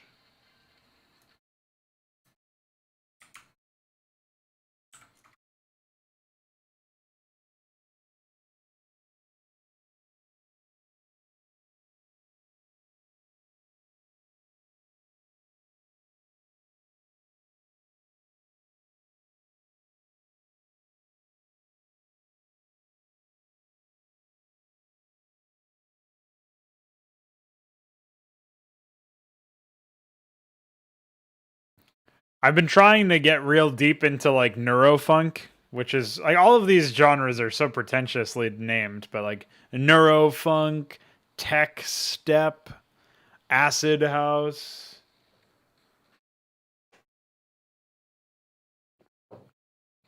They're all really good. Like the music that I find there is generally pretty good. It's just really wacky.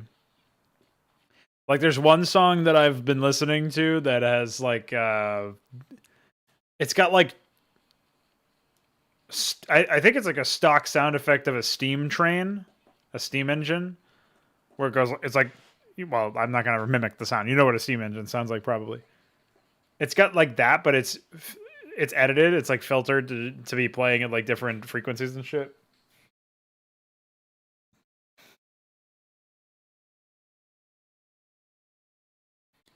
Like that's a pretty funny one.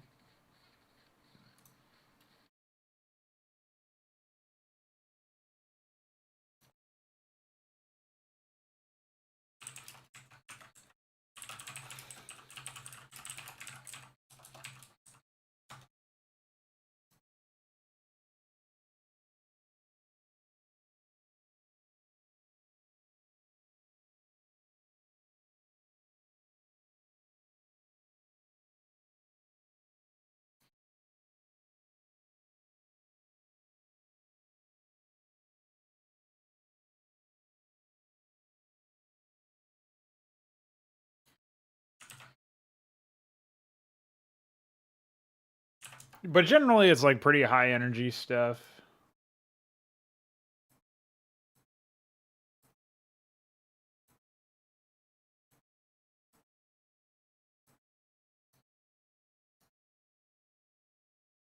Oh, this is a good one too, but pretty wacky.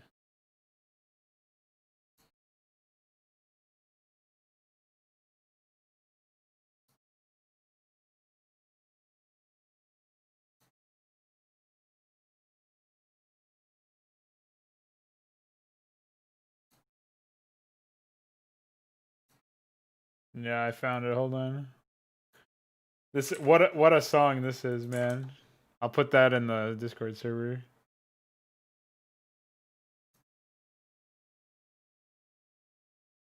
You know, the other thing though is that the the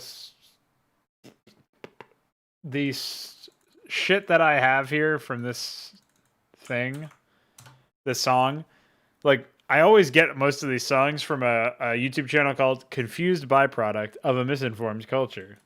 You're talking about fucking pretension. But that guy makes mixes, and he actually puts effort into his mixes to the point where he actually remixes the songs to make it fit and flow with transitions between each song in his mix. Where like most people just have them like lined up or whatever, and they do some very minor crossfades or something.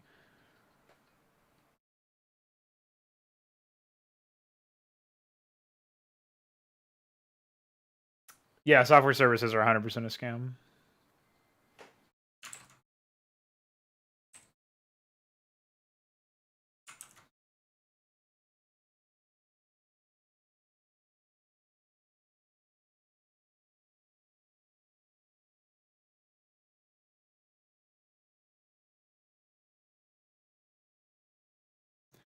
Oh yeah, there's also there's like this album going around that I got recommended at some point through from YouTube's algorithm where it's like Alvin and the Chipmunks in drop D or something, and it does sound pretty epic.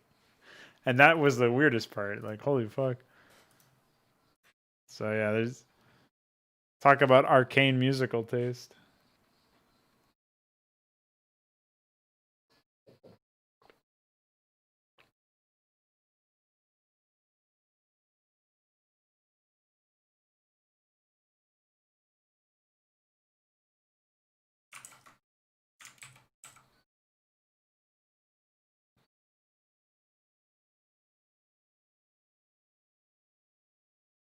Sludge monks. That's psychotic.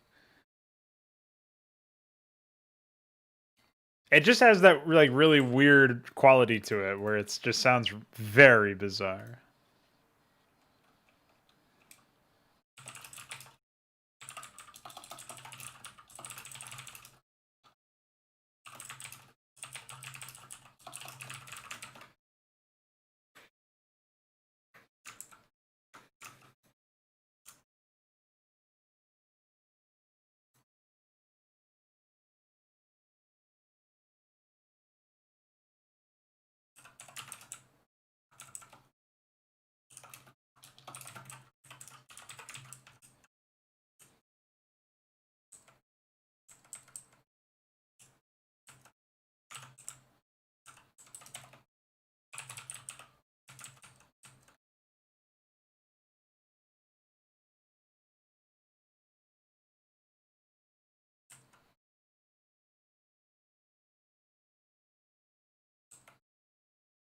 But the other thing that this the problem with listening to this guy's mixes and then going to find the original songs is that usually it doesn't end up matching up because the guy changes it to fit like a high energy mix, and then you listen to it and there's like a bunch of there's some high energy parts, but there's also a bunch of parts in there where it's just like delayed for no reason or whatever.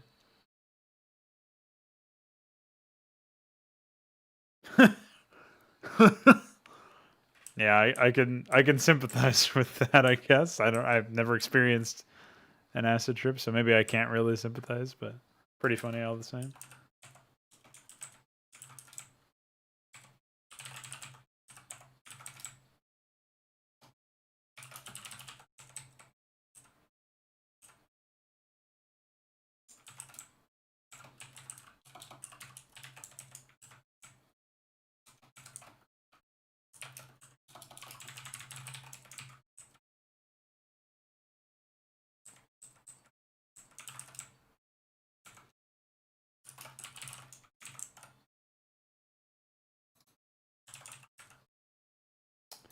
All right, I think that's all of the units that are available to the Terrans. They've got quite a bit.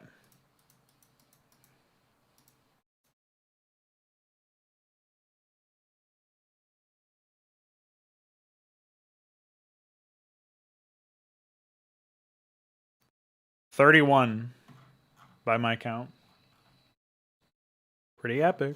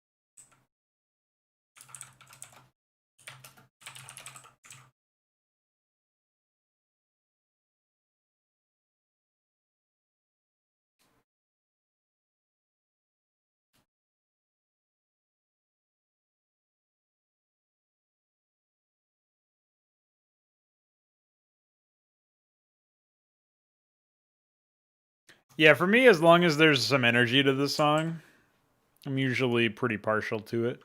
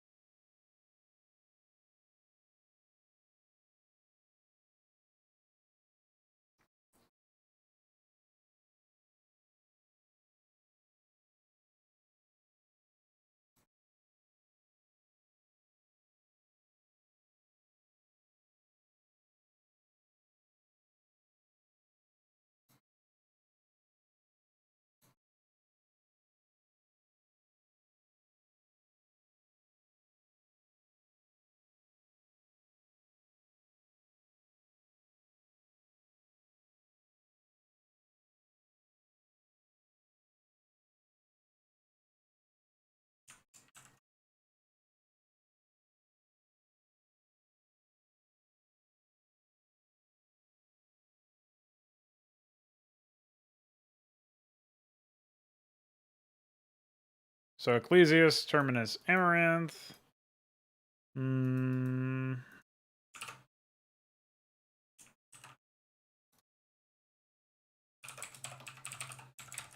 Augur. Idle Golem. Bargus Pariah. Aurora. Panoptus. Corsair. Exemplar. Gladius. Empyrean.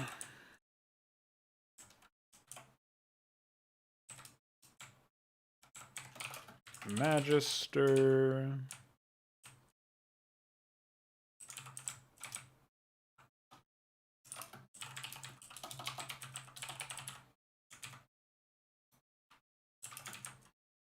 Okay. Yeah, listen, man, I'm gonna go crazy with sounds. Trust me.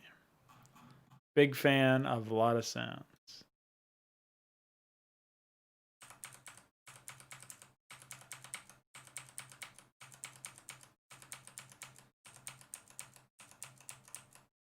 So we got 33 units, I think, counting the probe. I don't really, not sure.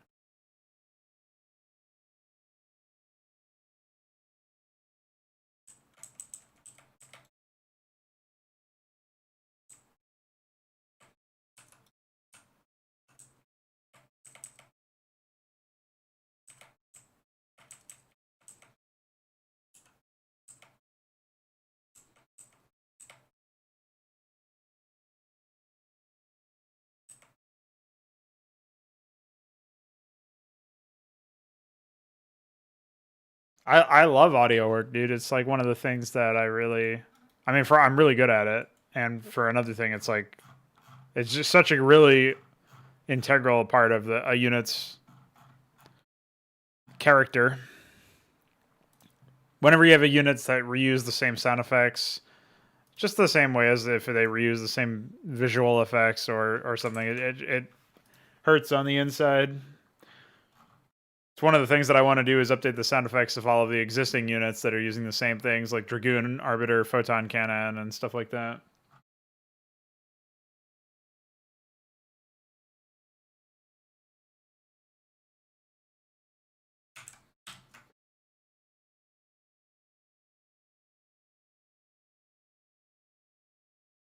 Well, I know a little bit of like technical tricks or whatever, but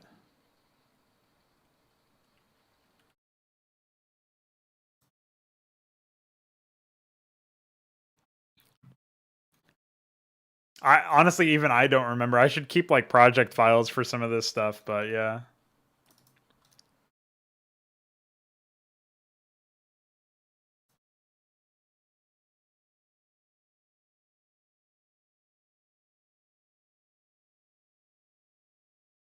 I feel like they sound somewhat like what you would expect anyway.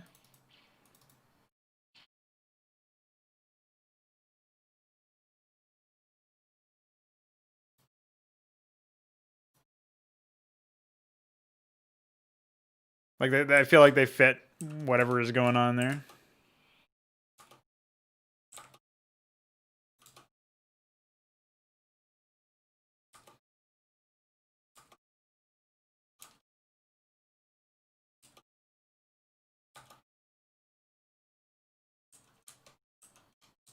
Just listening to some of these now.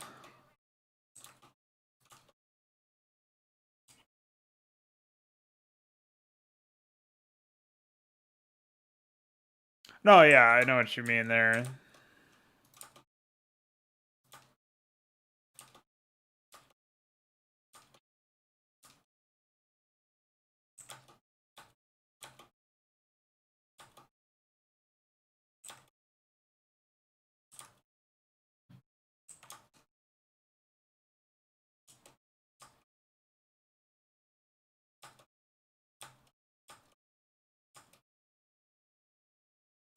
Some of the stuff is from Mesk as well that it isn't actually.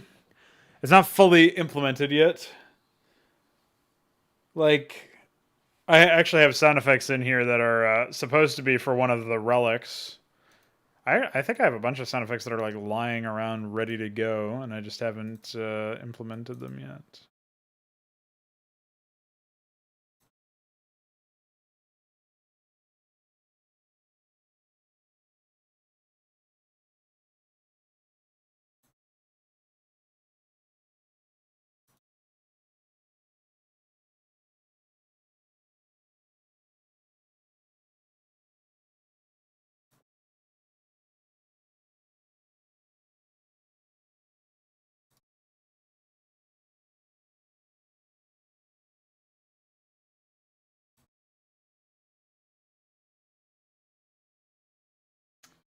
No, I know. I have the audio muted. That's so I don't get destroyed by copyright shit, unfortunately.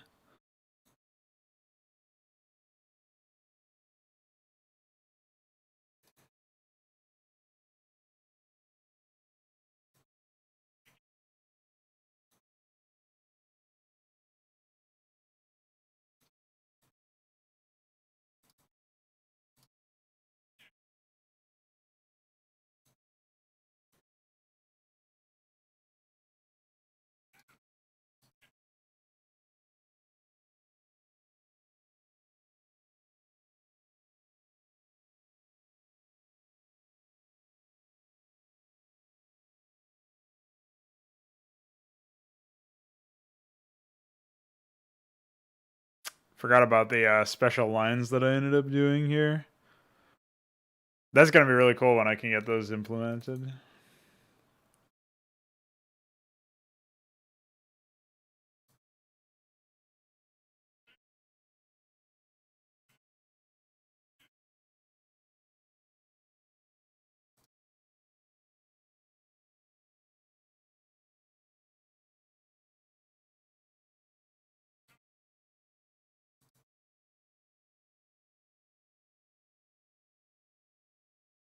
I'm just saying, man, when a Hierophant executes a fucking fleeing Marine and screams, "Coward!" at the top of his lungs, it'll sound pretty epic.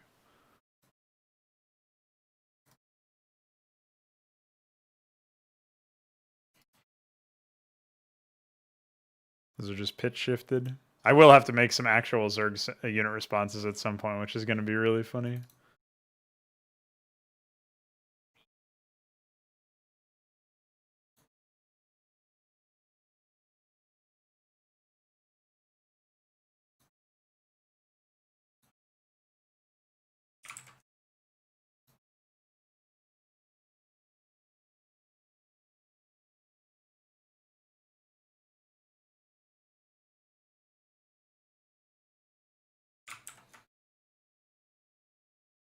And then, of course, I have everything that's on my desktop that's like...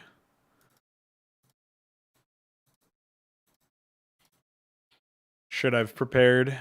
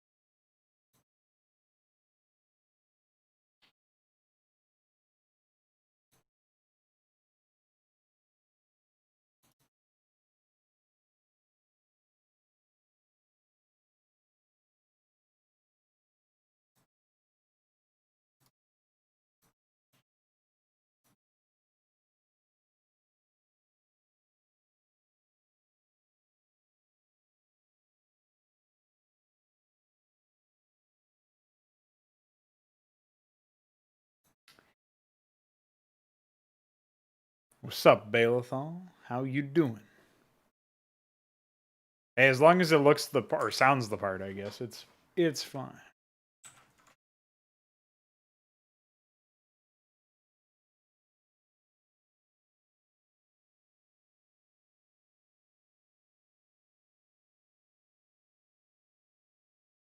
That is good. I am glad to hear that.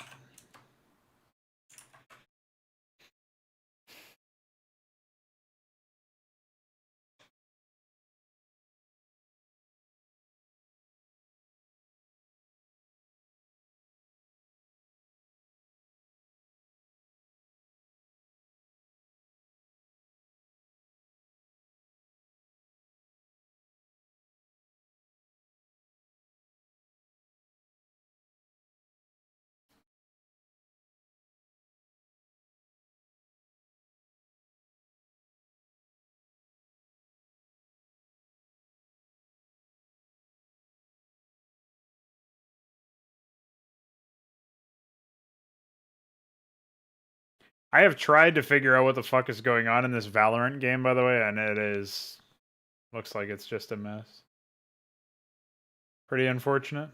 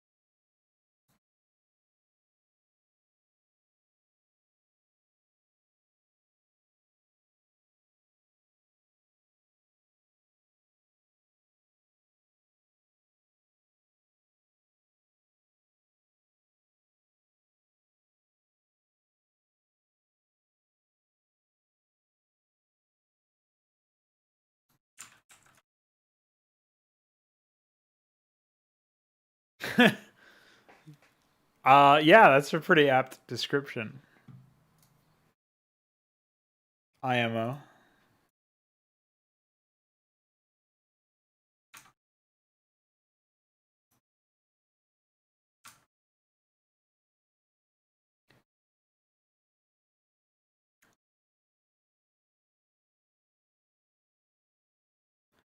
I also kind of wish that the preprocessor would automatically convert all this AI into functioning shit so that I didn't have to worry about it. I'm just not looking forward to adding all of the units that I've added to the game to the AI. Wah. Wah. Wah.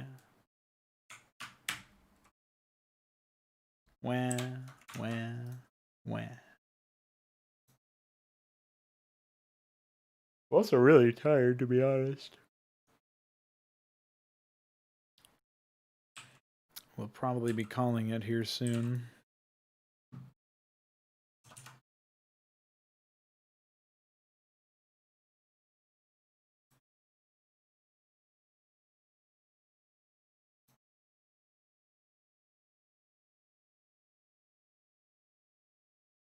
For some reason, units are not rallying correctly. Right-click rally isn't enabled for this building. Wonder if that's a unit stat thing. If I had to guess, it would be.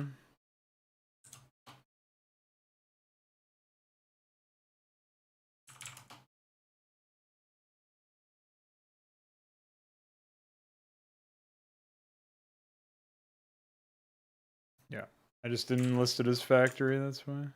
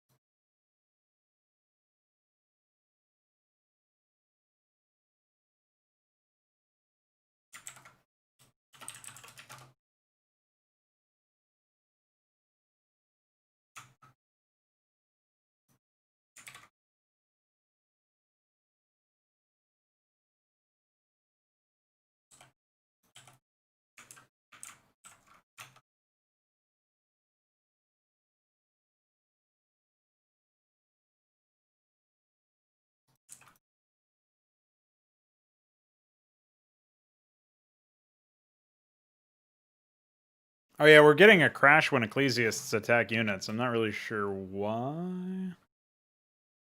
I have to look into that. It's got to be something related to the code that I edited recently. I forgot about that.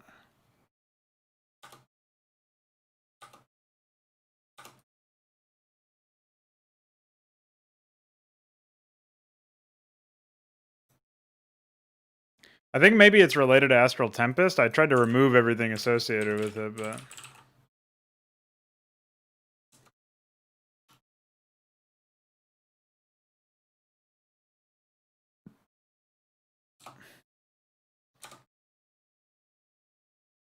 maybe that got reverted or something.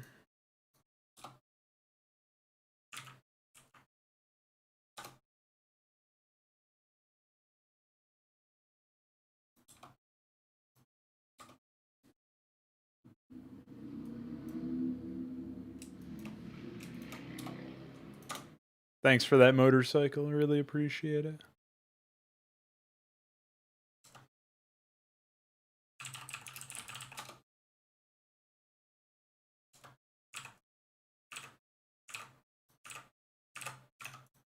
All right, I'll add this and see if that fixes the issue.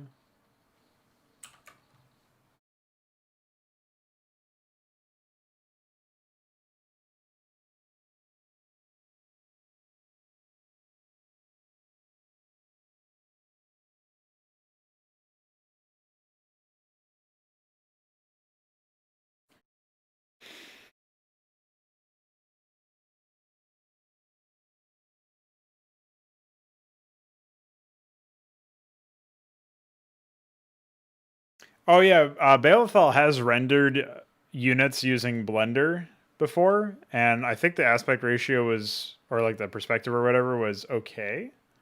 I don't remember. It's been a long time since I've looked at the unit, but I'm pretty sure it was serviceable, at least for like a test render. If not for, it might have actually been like 1-to-1. I'm not sure. But if you wanted to compare that, like ask, well, I guess you'd have to ask DF to look at it basically. But if you wanted to try to use his scene for that, I don't know if he could export that for you. Veek might help you to match at least the perspective, and then you can worry about lighting later on.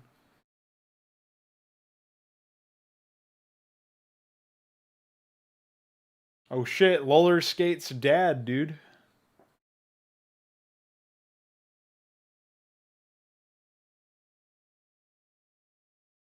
I think our biggest black box is networking, because everything else we sort of know where to start, even if we are not going to be able to do it to a high level without trial and error. Networking is like no idea.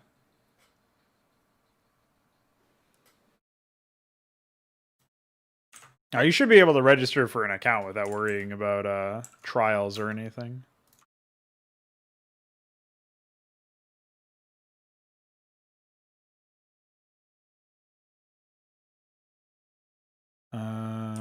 Spawn easiest. Okay, well, I'm not getting any crash now. So, maybe iCrow is mistaken. Or maybe it's only... it's when a unit attacks an ecclesiast, which tells me something completely different. So.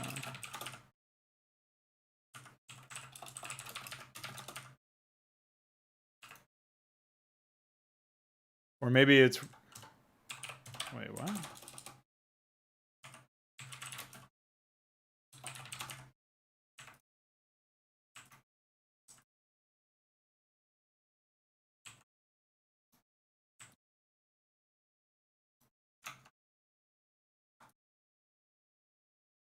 Why would a unit attacking the ecclesiast crash?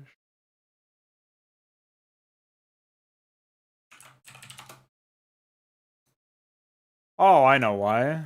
It's because its overlay shield is listed as 1 instead of whatever it's actually supposed to be. Okay, that makes sense. It's supposed to be 133.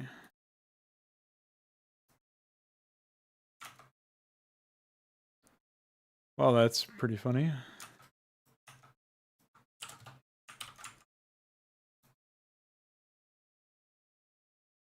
Yeah, well, the thing is, I already set up the Ecclesia successfully in one other environment, and there was no problem, but I guess it's fucked up here.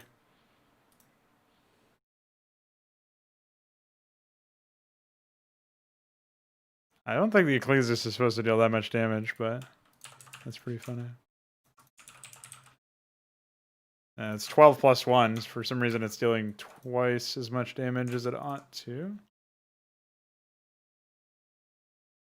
Probably a factor of 2 in its weapon or something.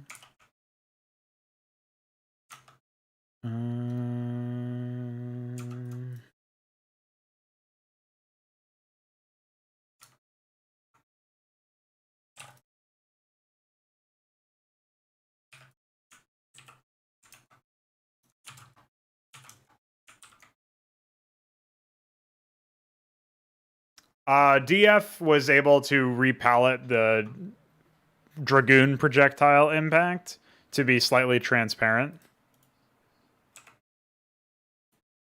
so that it's obscuring less of the game space, which I think is pretty important.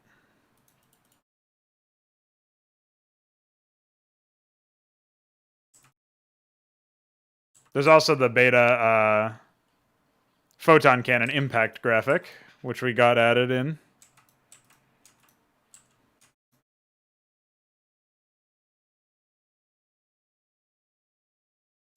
Help set them apart.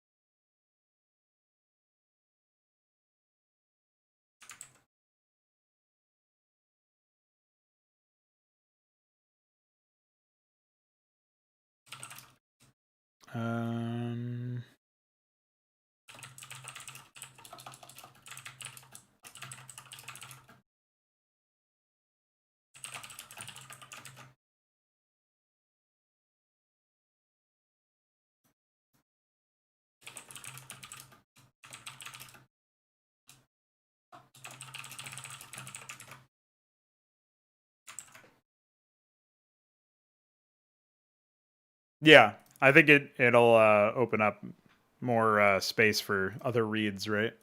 Well, you want reads to generally be you want them to be as large or as long-winded as they ought to be, depending on the scale. So, like a battlecruiser explosion, maybe it should detonate in a bigger conflagration. Maybe not as long. It doesn't need to be long or longer than it currently is, but maybe it should be bigger, right? I think that's probably fine.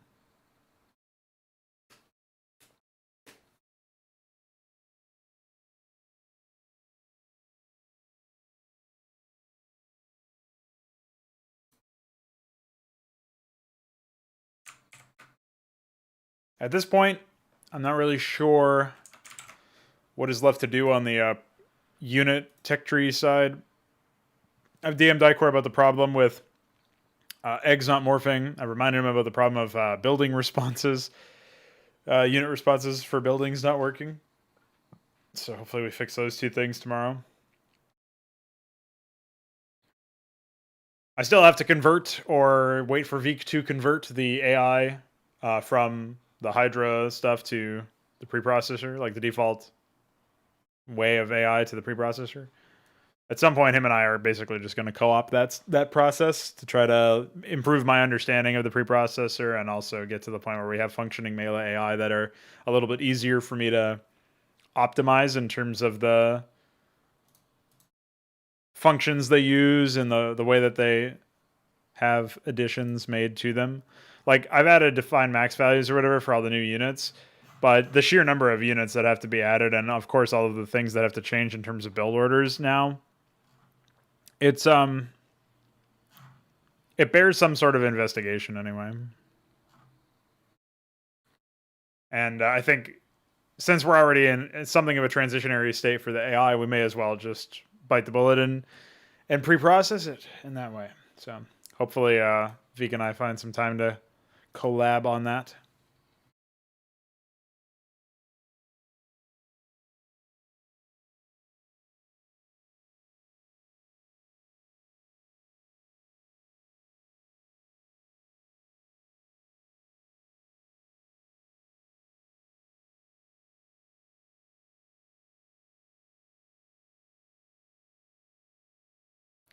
It's getting to my bedtime over here, so I think I will be calling this one relatively short stream. But hey, we did the channel map, we did an interview with that Adam Fitch guy, we did Fraud Night, and we did a mod stream. That's a pretty action-packed day. So I'm pretty happy with that. Tomorrow I will... actually, I don't remember...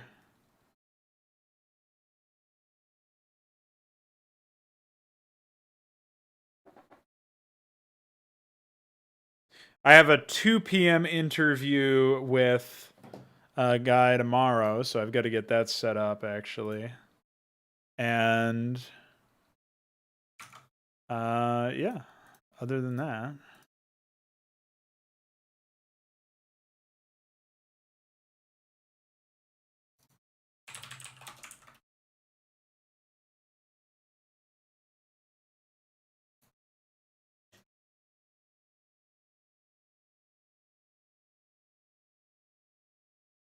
I'll just do the regular mod stream. So I'll probably do another afternoon mod stream just because of the timing. I don't want to like cram a morning one in and then have to cut it short because of the interview or anything like that.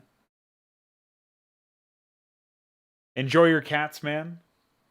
I will catch you guys later on.